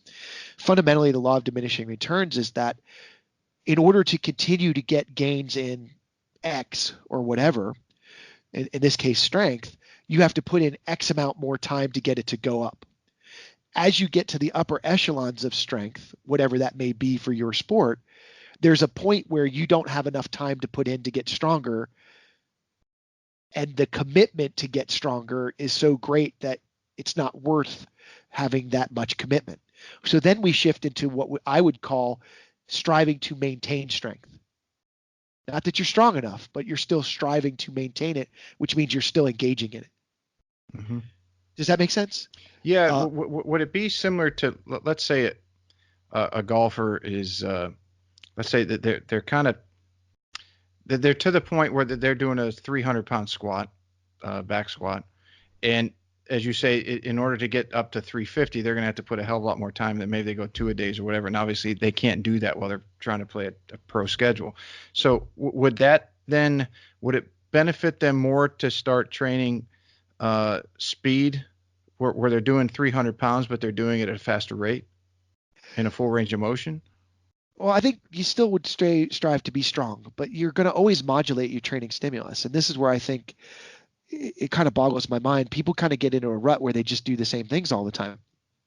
We know that adaptation and recovery are stimulated by variations in training intensity. So your training intensity is going to change over time, and it change in different ways depending on the schedule and the program that we've put together.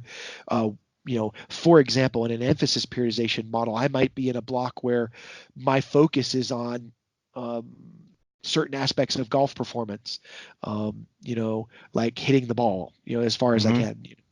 And let's say I'm going to dedicate a lot of time to that or a lot of time to putting. So then I might shift into a maintenance phase for strength for a month. And then I come back and say, all right, now that I've worked on that, I want to get stronger again. And then I'm going to go back and work on putting again, because we know in technical sports that we have to learn how to use that strength in order to have it translate.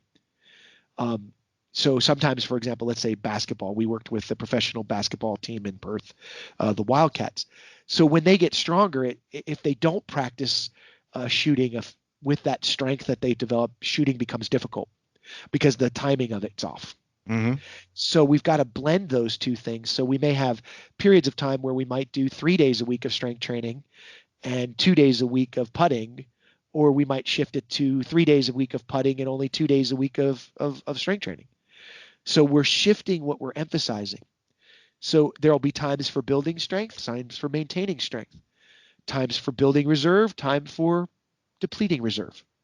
And I think that's where people get a little bogged down when they start to think about training theory. They think of it when they hear me say you're never strong enough. Oh, we're just going to grind to be strong all the time. No. We have to contextualize what we're doing within our periodized plan. Yes, when I'm in the preparatory period and I'm not competing, yes, I want to get as strong as I can because I want to bank that strength for later. Because there's things that I can do if I'm stronger that I can't do if I'm weaker. When we look at plyometrics, Melissa Hardin just did a wonderful figure that's been quite popular on social media from an article that we all co-wrote with Tim Suchamel about plyometrics. And what her and I worked on together, and we're a dynamic team together. It's one of my favorite people in the world to work with, is we came up with the idea that there are different strength levels required for different plyometric activities. So for example, if you want to do box jumps, depth jumps, things like that, you probably need to squat 2 times body weight to offset the eccentric loads. You could squat less than 1 times body weight and do things like skipping and hopping and jumps in place. Why? Because they're lower intensity plyometrics. We've never said that you need to squat above 1.5 times body weight to play hopscotch because kids do it every day. Right. To maximize the benefit of repetitive plyometrics and high intensity plyometrics, you need to be stronger because your turnaround, your shortening cycle is more effective then. So what she's working on, and I think it's really exciting work, is trying to find out the thresholds of strength necessary for different plyometric activities. And in talking with Jimmy Radcliffe, he believes similarly that there are thresholds for different plyometrics. So is strength important? Yes, because it allows me to program things that are more aggressive and different and give me more benefit. And I think that's something that when people hear me say you're not strong enough, they're like, oh, he just wants people to be strong. No, I want them to be strong to open up the capacity to do other things like potentiation complexes, accentuated eccentric loading, different kinds of plyometric activities, because those benefits of those exercises lead to performance benefits in sport. Do you find that, let's take a golfer, for example, because flexibility and mobility are almost equally as important as strength, depending on who you ask, I would say. But I would say across the board, most strength coaches and trainers and body people would probably agree that you need a fair balance of those things. So how would you utilize that? Let's say for a golfer, would you maintain their flexibility when they're getting increasing strength by doing the full range of motion, or does their stretching program have to increase to correlate to their weight program? How do you go about doing something like that? Well, the first thing is I think all periodization programs need to be integrated on multiple levels. So it's not just about strength training. It's about, golfing. In the golfer example, it's about nutrition. It's about recovery. It's also about motor learning. And it's also the physical. The physical is the construct of all the conditioning and all the strength training, the metabolic conditioning, the mobility, and all those things. So I think we have to integrate everything, and that's where I find the periodization, and I call it the puzzle, very interesting, because each person needs a different puzzle, even though they're trying to get to the same outcome. But when we start to think about mobility, I will go on record, and I'm pretty confident saying this is the area that I think strength and conditioning coaches are the poorest at. We do not, as a profession, in my opinion, spend enough time in that space because range of motion is critical, because full range of motion lifting activities are critical. They are better at translating to sports performance, in my opinion. I don't believe in isolation motions. I believe in multi-joint dynamic systems, and that's why I like the weightlifting. Yes, multi-joint exercises can help you, done through a full range of motion, can help you with mobility. But I am a true firm believer that you need a structured flexibility training program, especially as athletes age. A lot of people don't realize that for me, I actually started out in gymnastics. Between the ages of 8 and 12, I was a gymnast, but I have been, I'm 5'10" now. I've been 5'10" since I was 11. And the problem for me is I was too tall to be a gymnast, and I used to be able to do splits and all those things. And what I found now that I'm 50 is that the number one problem that I have is mobility and range of motion. Because if we look at athletes, what is the first thing they skip in training? Their mobility training program. Mm-hmm. And to me, mobility training has got threefold things. One, it allows me to be more effective in my lifting technique because I could do things in mechanically correct movement patterns. Two, I do believe it has an effect of allowing me to have a range of motion that will be beneficial for my sports performance. And three, even though the literature is pretty clear that flexibility stretching does not decrease injury, I believe that being mobile decreases injury. So I've got to be mobile. And I actually have, in my older age and actually in my younger age as well, I do like yoga as a training activity. I like it for the mindfulness, and I like it also for its ability to improve ranges of motion. The trick is with yoga is trying to figure out how to quantify the workload that it has in the context of your training program. So I think we need structured mobility programs. And what I know as we age is that we lose mobility, especially if we're sedentary and we sit. For example, I pretty much sit in front of a computer all day long, and I've lost inordinate amounts of range of motion. Mm-hmm. So it's an ongoing battle.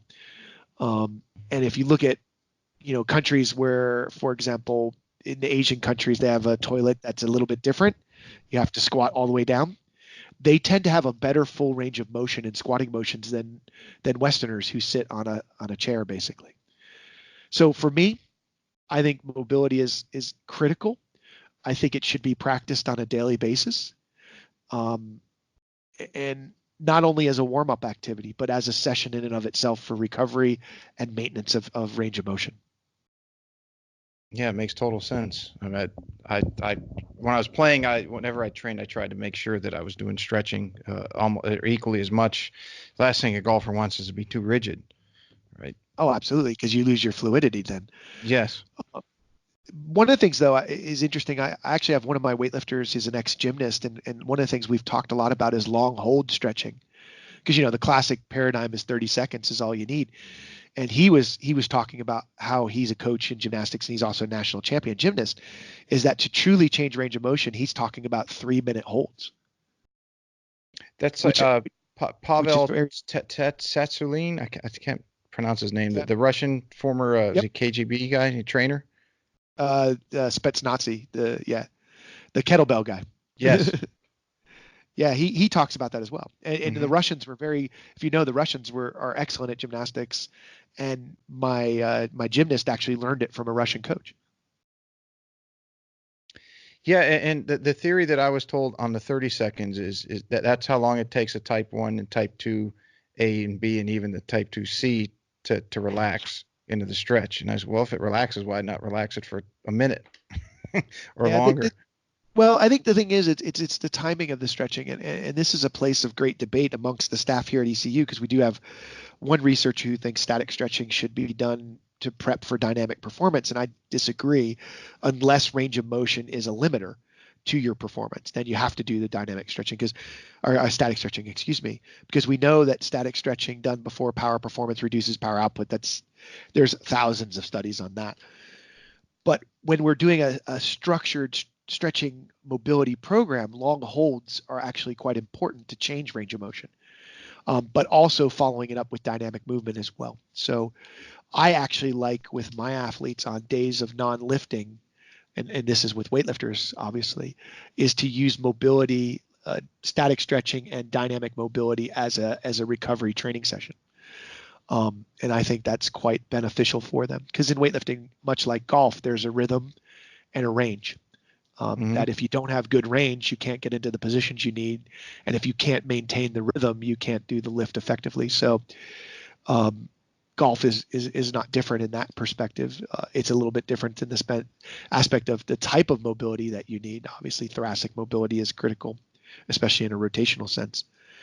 But I think that has to be structured. And I think in the strength and conditioning profession, if I was going to say the place that we're probably the weakest, is in that space. Yes, it seems to gravitate towards the barbell or the dumbbell, and then as an afterthought, oh yeah, by the way, make sure you stretch for 15 minutes before you leave tonight. Yeah, I think so. And this is, for me, it's kind of the evolution of me, I guess, because it was kind of interesting when I was in college as part of my sports science training at East Stroudsburg University, we were required to take yoga, which I found fascinating and I enjoyed. And I got quite mobile. And when I got with Mike Stone, he's kind of anti-stretching because he believes it reduces force production and all those things. And what I found over time was that while I agree with Mike that it does reduce force production and power output when done before training, the lack of mobility through ranges of motion that can happen from not doing appropriate mobility training has some ramifications that can be negative that outweigh potentially any loss in force production. And that's just my opinion. It's not something that Mike and I will agree on. But I believe that to have effective range of motion is critical, and especially in today's society. Absolutely, especially and even injury prevention. Yeah, totally. And the thing is, what I find is athletes who are stiff and don't take care of their body range of motion wise tend to get injured more frequently. Now, is it because stretching or mobility training reduces injury or range of motion reduces injury? It's kind of the chicken or the egg kind of question. All I know is that as I became more stiff and less flexible, the more injuries I had. Mm-hmm. In talking to Preston Green, and he was on the last episode I had, he said one of the precursors for injury when he tests people is they're not flexible. He says that and looking at kids who are going to be very good athletes later on, he said one of the things to check is for flexibility. So if a kid's flexible, chances are they're going to go very far if they stick in the sporting world, and they're going to be more or less injury free. Yeah, I mean, I develop weightlifters here at ECU, and right now, the guy that my wife and I have taken the farthest, he has a gymnastics background. He wasn't a very successful gymnast because he's 6'1", but he's got range and he tends to be rather robust. And weakness is his weakness, which is a strange statement for a weightlifter. That's easy to fix because all we have to do is keep working on our craft. The mobility, I think, is a little bit more challenging because I don't think anybody enjoys doing 4-minute holds. Right. And I can honestly say I do it and I hate it. But I find that when I do it religiously, I have a better mobility for my training. So I think it's about structuring programs, and I think we need to do a better job in the development of strength coaches to make them more knowledgeable about how to plan and structure mobility sessions and flexibility sessions, which are slightly different. Yeah, and you take a guy like Dmitry Klokov, who is just jaw dropping to watch some of the things he can do strength wise. But then what's almost as impressive is you watch maybe on YouTube or somewhere else, someone might see it. Some of the stretches he does, it's like the guy's. How can you be that limber or that flexible and that strong simultaneous? But he is. Well, I can tell you, for example, in China, I do some consultation with Chinese weightlifting, and which is a great honor to be able to do that because that's a very special place to go.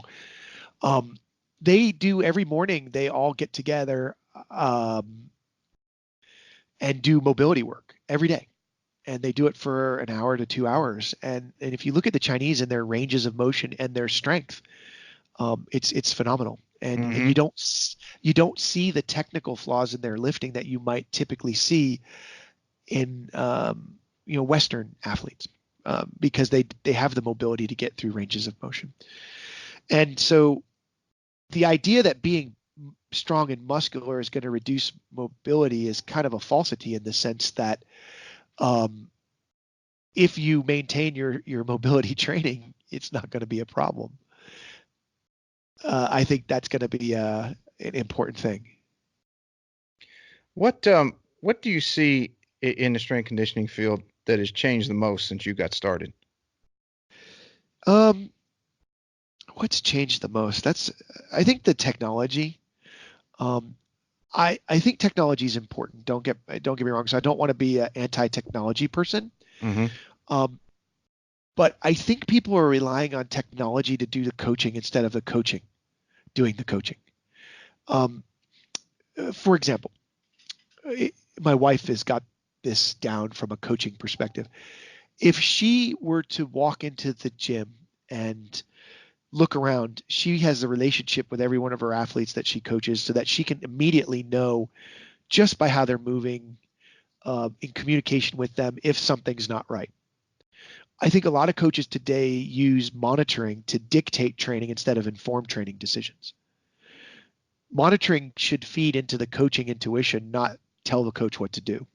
My wife she wanted to make a cartoon a couple years ago for an article we were writing with a computer with a hat on it that said coach, and then all the coaches sitting around and hats on saying assistant coach. Because I think we've lost the art of coaching. If you look at like a John Wooden or a Pete Carroll or a Bill Parcells, they have a gift to coach or manage people. And Norma Plummer as well from Australia. And yes, they use metrics and data to make decisions, but it's not the metrics telling them what to do. We see it a lot here in Australian rules football. The sports scientist will actually tell the coach how much they can train the athlete. And I've always found that strange, because just because a metric says something doesn't mean we shouldn't train. And the analogy I would use is, I'm coming up to the gold medal match at the Olympic Games. The monitoring says that I'm not ready to compete. I can't walk up to the Olympics and say, we're not ready to compete today. We can't train or compete. It doesn't work that way. So the question I ask people that use monitoring to pull people from training continually is, when do I practice overcoming adversity and not feeling well? In the classic coaching sense, we'd push them and use our coaching eye to pull them back, not just say, monitoring says you can't train today. And this readiness to train kind of construct is just perplexing to me. I think that's the biggest change, because we don't build resilience by overcoming as much as we used to. Yeah, that kind of tends to a question I ask most people, and just based off our discussion, I suffice to say I'm going to know your answer, but the question is always, is failure a good thing? I think failure is a great thing. I don't think you should train to failure in the weight room because it doesn't maximize your benefit. Mm-hmm. But failing is not a bad thing. You learn more from failure than you will ever learn from success.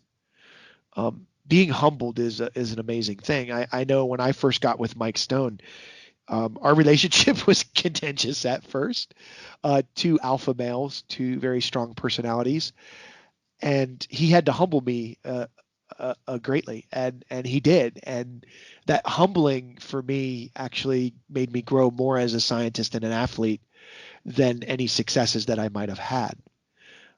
So I think it's important to push the boundaries. And in sport, I truly believe that incredible things can happen if people believe they can do things.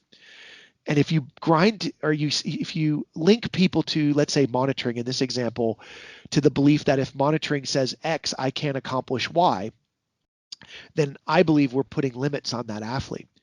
And if we think about it, right, the 1980 Olympics is a great example of this. So the 1980 Olympics, the U.S. hockey team versus the Russians. If you went on purely what everyone thought and everyone believed, there's no way the U.S. should have won at all. Yet they were able to accomplish something, even though prior to the Olympics, they got decimated by the Soviets. Yet they beat the Soviets in the Olympic Games because of sheer will, and obviously good preparation as well. But no one believed that they could do something. A similar thing happened recently in the Commonwealth Games. Australia is a powerhouse in women's netball. They are the best in the world. And no one thought that England could beat them, and England beat them on Australian soil. They're not as skillful, but they're better prepared strength-wise. So I think that we have to structure training at times where athletes are challenged outside of their comfort zone to grow, not only physically, but confidence wise. Well, I think that goes back to your book, right? And if I remember it correctly, and I haven't read it in a couple of years. It's sitting right here on my desk. But that the on the specialization at a young age, that the kids who specialize early obviously excelled very quick, but they really never learned how to overcome adversity. And when they had a lot of adversity because other kids had caught up physically later on, then they didn't know how to handle it. And by I think age 20 usually, they were completely out of the sport. Correct. And it's interesting because there's this idea of there's certain sports where you have to specialize early. Let's just be honest. Gymnastics is a prime example. But if we look at like the best NFL players, a lot of them have a multifaceted background of basketball, track and field, and football. And they're more well-rounded as an athlete. And we look at long-term athlete development pathways. We can see very clearly that this more multilateral training is necessary at a young age, and sampling many sports and sampling strength and conditioning.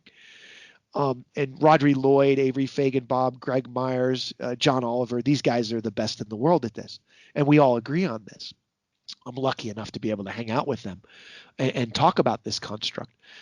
The idea here then is that from a periodization perspective, the novice athlete needs a parallel model where they do everything. They're not specializing in anything. They don't need to be on a sequential training model. They need to parallel model to build a wide physical literacy that underpins performance. You know, my background as an athlete, by no means was I a great athlete. I never really achieved what I probably should have, but I did gymnastics. I did baseball. I ran track. I played American football. I was a weightlifter. I was a track cyclist at one point. I tried all these things, and that basically gave me a better physical literacy for what I chose to specialize in, which was weightlifting. Now, if I could go back in time, after I retired from weightlifting, I became quite enamored with track cycling. I would have probably done that as a younger person. I probably enjoyed that more than weightlifting in some aspects. But I think that big, broad base is necessary. Yeah, and many in the U.S. now, I mean, parents are pushing to specialization too early, and it's like, I just sit there and look at it. I say, are you out of your mind? It doesn't work. You're doing it ass backwards. Well, I think what it is short-term games and at the cost of long-term success. And I can design a program to get you good really quickly, but that doesn't mean that you're going to be good in the long run. There's in the book, and also in Stone's book, there's an inverse relationship to the rate between the rate of gain in performance and the ability to sustain that performance. So the faster you gain, the shorter you will be able to maintain it. So this longer, very methodical kind of way of training is really the approach of building components. It's much like building a house. You got to build it in components in a systematic way. Yeah, I mean, it's like you said before. It's not a secret. This stuff has been around for decades and longer. Oh yeah, people don't want to listen to it. Well, I think this is something that we talk a lot about. It's kind of interesting for me because I'm at the same age that Mike Stone was when I first started to work with him, and obviously he's much older now.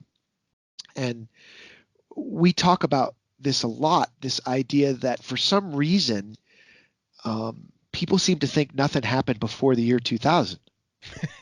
and it's problematic because if I look at my good friend K.O. Hakkinen, who I'm completely honored to call him a friend because he's a legend. If I look at the work he did in the 80s, it's amazing. And you have to consider that they didn't have computers to do everything. They did the statistics by hand. They had to be more creative in the design of their studies and the methods that they used in order to get the answers that they were searching for. Nowadays, it's because of technology. I think we just push buttons and we don't always understand what we're looking at. But back then, they had to really think things through a lot more because it wasn't easy to get data. Now it's like I could throw a GPS on somebody and calculate a bunch of stuff. But is that really science? Not really.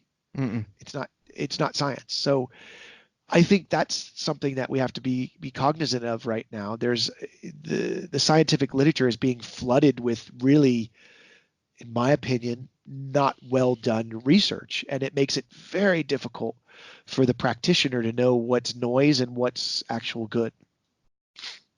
Yes, for someone that likes to follow you and other people as a hobby, it is getting very noisy and hard for someone who's not in it, like myself, to differentiate between what are you supposed to do.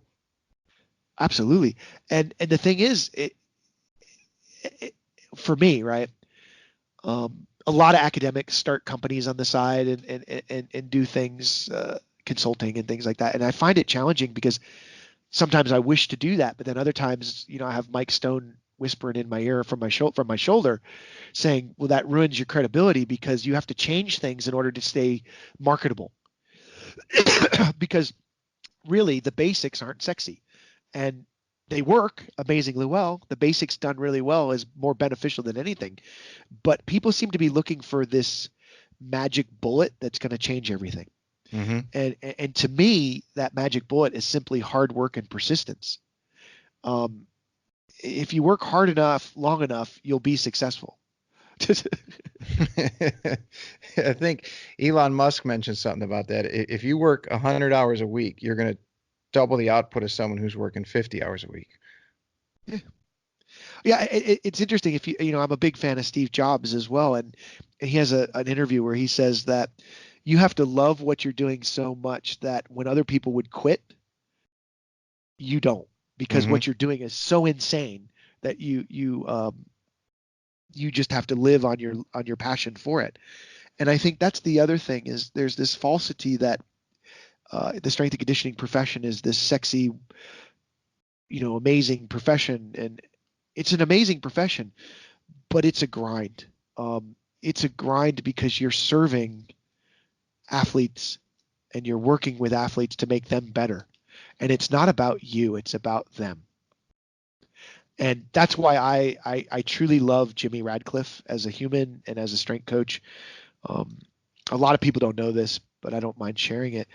The 3 years I was president at NSCA, I tried to give Jimmy lifetime achievement awards, and every year he wouldn't accept it because he didn't believe that he was warranted of such an award. And to me, I was like, well, Jimmy, why? And he's like, because it's not about me, it's about my athletes. And that to me embodies what I think we should be. Not how many Instagram followers we have or Twitter followers. Let our athlete success speak for us. Because you mentioned Jimmy Radcliffe's name, everybody knows who he is, right? Mm-hmm. Everybody. He's a legend, but he doesn't do social media and he doesn't self-promote. Yeah, it takes a special kind of a human being to be like that. They don't. It's not someone you're just going to find a dime a dozen. No, I mean, but Mike Stone is the same. If you think about it, he doesn't do social media, doesn't promote himself. He is what he is, but everybody knows who he is. So I think that to me is kind of the central theme when you're starting to try to build your career is like, what kind of person do you want to be? Mm-hmm. What are you most proud of? Most proud of? Mm-hmm. That's a good question. I don't know at this point. I mean, I think I'm very proud of my grad students when they're successful. One of the guys that my first grad student, Dr. Steve Rossi, who's at Georgia Southern now, um, I'm really proud of his accomplishments because when we were at Appalachian State together, everybody thought he wouldn't make it. And he embodied the idea that I'm going to work hard and I'm going to work long and I'm going to be a good person. And he ended up getting a PhD from Oklahoma State and then um, now is an associate dean at Georgia Southern, which is quite an accomplishment. I'm proud of people like him. From the NSCA perspective, I'm proud of what we did when I was president at NSCA. We tried to make a difference in the profession. One, we tried to internationalize so that we would be a broad-based organization that respects people from around the world. I think that was the first thing that we did. The second thing that we did is I'm proud of the fact that we tried to raise the bar of the profession in the sense that the 2032 target of making it so to become a strength coach accredited or certified by the NSCA, you have to go to an accredited university is a massive step in the profession. I think it's one that's long overdue, and I'm proud of the fact that I was able to, with an amazing board, make a very, very tough decision to go that direction.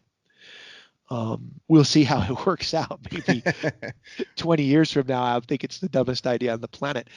But I truly believe that we have to become a more credible profession. So I'm proud of the fact that I was able to work with people to realize that belief for the profession. And I think finally, I'm proud of the fact that,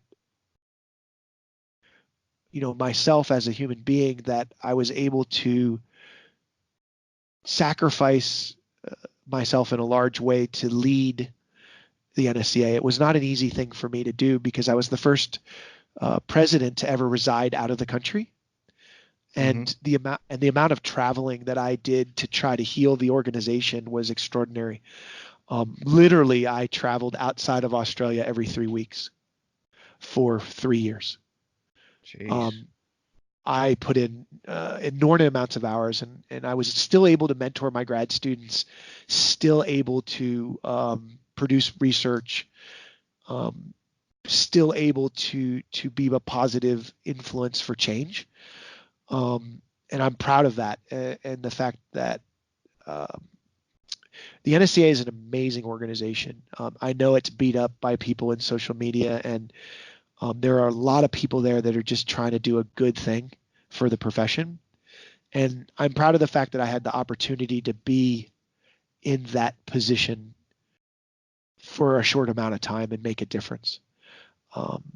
And it's a humbling experience to lead that many people. It's a rewarding experience. I didn't think I'd like it. Actually, after the first 6 months, I had a conversation with Mike Stone on the phone, like, would it be a bad thing if I quit?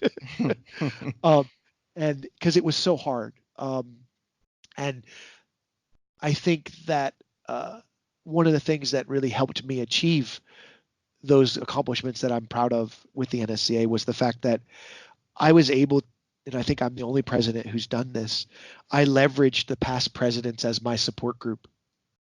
So if I needed guidance, I would reach out to these, in this instance at this time, these gentlemen who walk the path that I am walking to get their guidance. And I can say that they were amazing. Bill Kramer, Mike Stone, Boyd Epley, Dan Wathen, and many, many more. But they were amazing people to reach out to. So I was proud of the fact that I was able to bring these past presidents back into the organization and make them feel important and engaged again, because they are important and they should be engaged. Mm-hmm. They have the experience too. And I don't know why someone wouldn't want to use them. I think people want to go their own path. And I am a firm believer that to go my own path, I have to know what paths were taken before. Mm-hmm. And know why things failed or were successful before. And I think it's important to be true to who we are. And one of the things that we did when I was president of NSCA was we went back to what we are. We are about strength and conditioning. That's who we are. So why are we not trying to be that? And I think that's important. So yeah, I'm pretty proud of that. I'm proud of my students. I'm proud of the NSCA presidency. I mean, you should be. You do, from what I've seen, and I'm an outsider. I mean, your work is incredible. You should be proud of those things. Yeah. What do you do to unwind or decompress? That's a great question. I think lifting in and of itself is kind of almost like a religion to me. It's a place where I go to be myself. I do yoga periodically. I have been very bad at that lately. I've been a little bit too busy to go. My yoga partner, my wife, she had spinal fusion surgery, so she hasn't been able to Oh, go. And it's not the same without your partner in crime. I often call my wife my spotter in life, and she hasn't been able to do it. So I've been kind of bad because I don't like doing it without her. I do like to cook. If I wasn't a professor at this point, I think I'd go be a chef. I like to create food because I like to eat food, um, a lot of food. But those things, and I definitely like. Right now, I like politics, and I don't know why. I find the world a very interesting place at the moment. it was very And entertaining, to say the least. I wouldn't use the word entertaining. I think it's very scary. Yeah, yes, you're correct. I'm a student of history, and especially World War II and the rise of Nazism is scary to me, and I see a lot of parallels in the world at Hmm. the moment. Um, I don't agree with that stuff at all.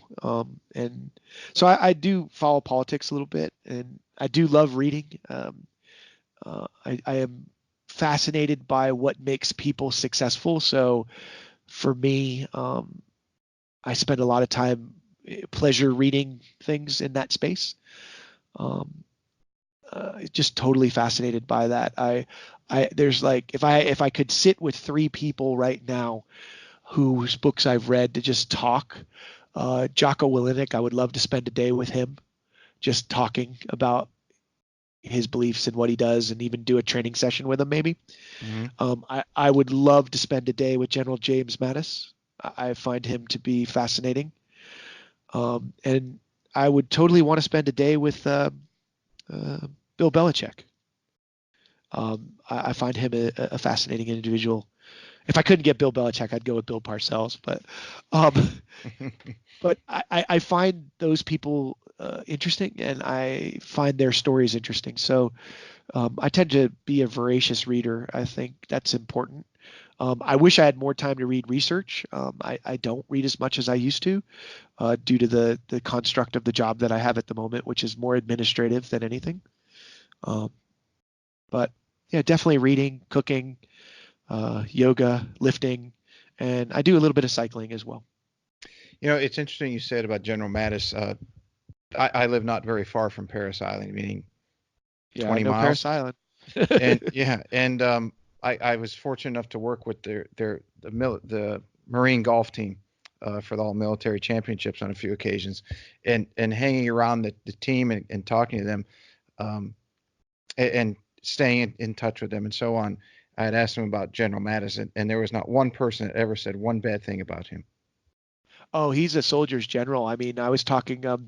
So we have a whole military division that we're building here at ECU, and I'm lucky enough that I'm one of the key people in that. We have the former vice air marshal from Australia here, and he's the head of the division, and he's actually friends with James Clapper, General James Clapper. They're Hmm. friends, and he was telling me that Mattis is probably the most respected general in the United States military by the troops. And a lot of it has to do with, I think, the Marine Corps ethos in the sense that if you read Simon Sinek's books, he talks a little bit about the Marine Corps Yep. and their belief on leaders eating last. Yep. I think And that was the name of one of his books, wasn't it? it was one of his books. And Yeah. General Mattis's belief system is that uh, that the officers are no more important than the soldiers, the grunts. And in Iraq, he actually did not, if you read his book, allow the officers' quarters to be transported. They were required to sleep with the troops in the ditches. And so, even when my dad was alive, he used to praise Mattis constantly. He was very happy before he passed away when he heard that Mattis would be uh, in the White House because he thought that was important. In fact, I think he was most happy that most of the people in the White House at the time, early part of the Trump presidency, were all Marine Corps generals, Hmm. and that their ethos is just very different. It's one that, while I didn't get to serve and I wish I had, That ethos is something that was instilled upon me by my father, and I think he's an amazing guy. I would love to spend a day with him and just chat and just talk about things, about leadership, about all kinds of things. I think those are important things. So I enjoyed reading his book quite a lot. I'll probably read it again. And I have a list of books that I think are just quite amazing that I often recommend to people. What, looking back on your career, what would you tell the young Greg Haff, let's say that was Appalachian State, and that you would look back and tell him, and would he have listened to what you're telling him? Probably wouldn't have listened because he was a dumbass. I think the biggest thing is a couple of things. One, don't take things personally. One of the hardest things you have to learn, and I think especially in today's society, people question everything. It doesn't mean they don't like you or you have no value as a person. I think that's a key thing. From an athletic perspective, like as an athlete, I would basically do three things. One, get your diet in shape and stop being a dumbass eating fast food. Be smart about your food choices and fuel your body appropriately. Two, listen to Mike Stone when he tells you to do something. Because I often wanted to charge and do my own path. And I think too, I would say spend more time with your parents. I kind of went out and did my own thing early in my life, and then before you know it, you're older and your parents are no longer here. I think there is in our profession there's a difficulty in maintaining connection with family, and I think I would tell myself to do a better job there.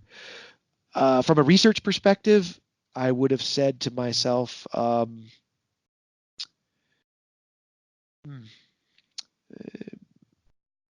do what you do, but learn some other skills, like spend more time diversifying. Don't be too focused. And think of your education more as building a toolbox instead of getting through something. I think we all kind of put our head down and go down a path.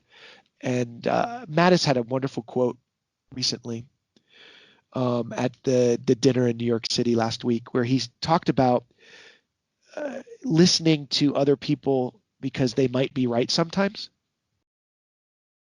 And I think that sometimes when I was younger, and even maybe now today, I tend to be very confident in what I believe and sometimes don't listen as well as I should. And it's something that I work on every day to be a better listener and a better in that capacity. But I would have informed myself back then to do that as well. Just getting back to what you had said about getting out and doing things and maybe not appreciating what you had at the time, and then before you know it, it's 20, 25 years gone by. I had asked the same question the second interview I did the third interview was a retired U.S. Marine Corps Colonel, Drew Smith. And one of his answers was, don't put so much focus on attaining something that you neglect the things that are most important to you. And it kind of got into, don't chase achievement in your profession and neglect your family in the process. Yeah, I think the thing is, for me, and I don't know where I learned it, and I don't know who taught it to me. It has to be my father or Mike Stone. They're pretty much synonymous with each other in a lot of ways. For me, it's about trying to improve myself every day in some way, and every night I fail in some way.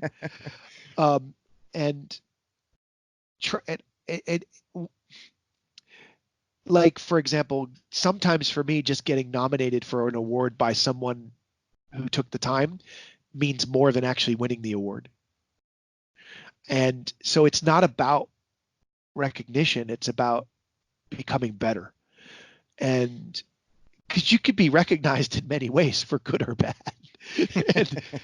and to me, it's about the people that are closest to you, like I can tell you that I can do a talk and there could be 1,000 people in the room. And if Mike Stone's sitting in the chair, the only person I'm worried about in that room liking it is Mike Stone. Because if he doesn't like it, I'm going to find out about it. And I'll share a story with you. It didn't happen to me, thank God. Last year at the NSCA conference, Dr. Tim Suchamel was doing a talk. And Tim is an up-and-coming young guy. He's got a little bit to learn, but he's a good kid. And Mike Stone did not like his talk. So Mike whipped out his phone and started texting him in the middle of the talk. Jesus. About how this wasn't going the way it should. And Tim came off the stage. He's like, what do I do with this? And I just started laughing, going, don't do dumb things. Because in a way, a lot of us, we look to those that are closest to us. If the people closest to us don't like what we're doing, then it's very likely that people that are distant from us don't like what we're doing. And I use my wife as a barometer a lot of times. If my wife tells me I'm doing something stupid, I know I'm doing something stupid. I have a colleague here at ECU who I adore. She's an amazing researcher, an amazing human, Dr. Chrissy Kendall. And I tell her all the time, I was like, if I'm going down the wrong path, please reach out, tell me. I'm not going to be offended, and that's about collaboration and trusting people around you. And so the people that are close to you are probably the most important people. I think probably a challenge for me is taking downtime. I went 1 year without a single day off in an entire year. I have in a lot of ways taken on some of the worst attributes that Mike Stone has as well, in that sense, because we're just trained to be this way. And it's a challenge for me. So what are you working on now? What's next? Well, I'm writing a new periodization book without Dr. Bompa. I wasn't asked to collaborate with him on his latest edition, which was okay. It got me my own book deal with Human Kinetics, so we'll have our own book. Hopefully, we'll get that done by March. If I don't, my editor is going to kill me because I've had to push it once already. So I'm working on that. I'm getting into genetics and how genetics could be used to modulate training with a really great researcher named Simon Laws and Dr. Kendall. So that's something we're doing. I'm trying to just get up and do better by myself and my students, and do the family thing, and that's pretty much it. That's a full plate. If somebody wanted to reach out to you to do a presentation or lecture or come learn more from you, apprentice under you or anything like that nature, how would someone get a hold of you? What's the best way to do that? Well, you can find me on Twitter. It's at Doc Haff, Doc _Hoff. And my Instagram is the same, at Doc Haff. My email is at ECU, which is g.haff@ecu.edu.au. That's usually the places you can find me. I will always be at the NSCA conference in July, 100%. Haven't missed a single one since 1995. Don't intend on missing in the near future. In Australia, I am often at the Australian Strength and Conditioning Association conference, and I try as I can to be at the United Kingdom Strength and Conditioning Conference every year. That one's a little bit more challenging because resources to fly around the world are not unlimited at the moment. It gets quite expensive to go back and forth to the U.S. and to England from the UK, from Perth, which a lot of people don't realize is the most isolated city in the world. Yeah, we got to get you back to stateside sometime. Actually, I'm going back on, when do I leave? Early December. I'm flying out initially to go visit Duncan French at UFC to do some work with him. And then from there, I'm going to Mike Stone's conference at East Tennessee State University, which is, I believe it starts on the 6th of December, 6th, 7th, 8th, or something like that. Well, I will be Yeah, it's I highly recommend if your listeners want to go to a good not major organization conference, Mike Stone's conference at ETSU is a really good one to go to. It's a very intimate and very engaging, sharing kind of conference. All right, so if everyone listening hear that, sign up, keep an eye out for it and sign up. Oh, it's a great little conference, and you get to see, Mike's 72. He's been doing this for 50 years, and he's still doing it at a high level. And to see one of the true masters is an amazing thing, and he's truly iconic. And to even be compared to him in any way is an honor beyond belief. Well, I'm pretty sure you're going to be filling those shoes one day. I don't know. I don't know if anybody can, but we'll give it a good crack.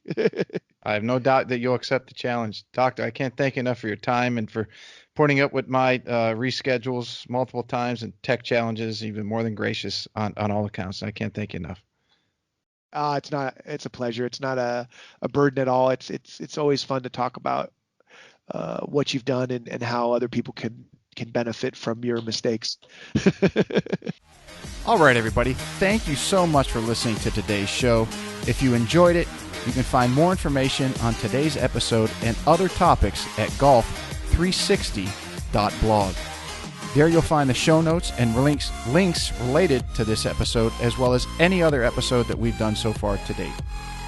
If you're interested in improving your game and would like to learn more from yours truly by taking a private lesson, a half-day or multi-day school, club or putter fitting, you can reach me through the blog site or by email, pete@golf360.blog. So some of you may be asking, what is the golf paradigm? All you have to do is click on the homepage while on my blog site to discover how you can start playing better than you ever thought possible.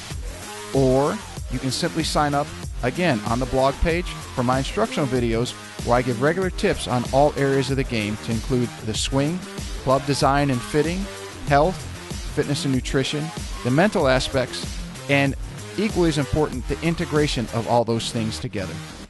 I'm also on social media, and you can find me at The Golf Paradigm. That's PARADIGM. And I'm on Facebook, Instagram, and Twitter. And don't forget to subscribe to my YouTube channel, also under the same name, The Golf Paradigm. Facebook is usually the best way to reach me for questions and or comments, and I look forward to hearing what all of you have to say.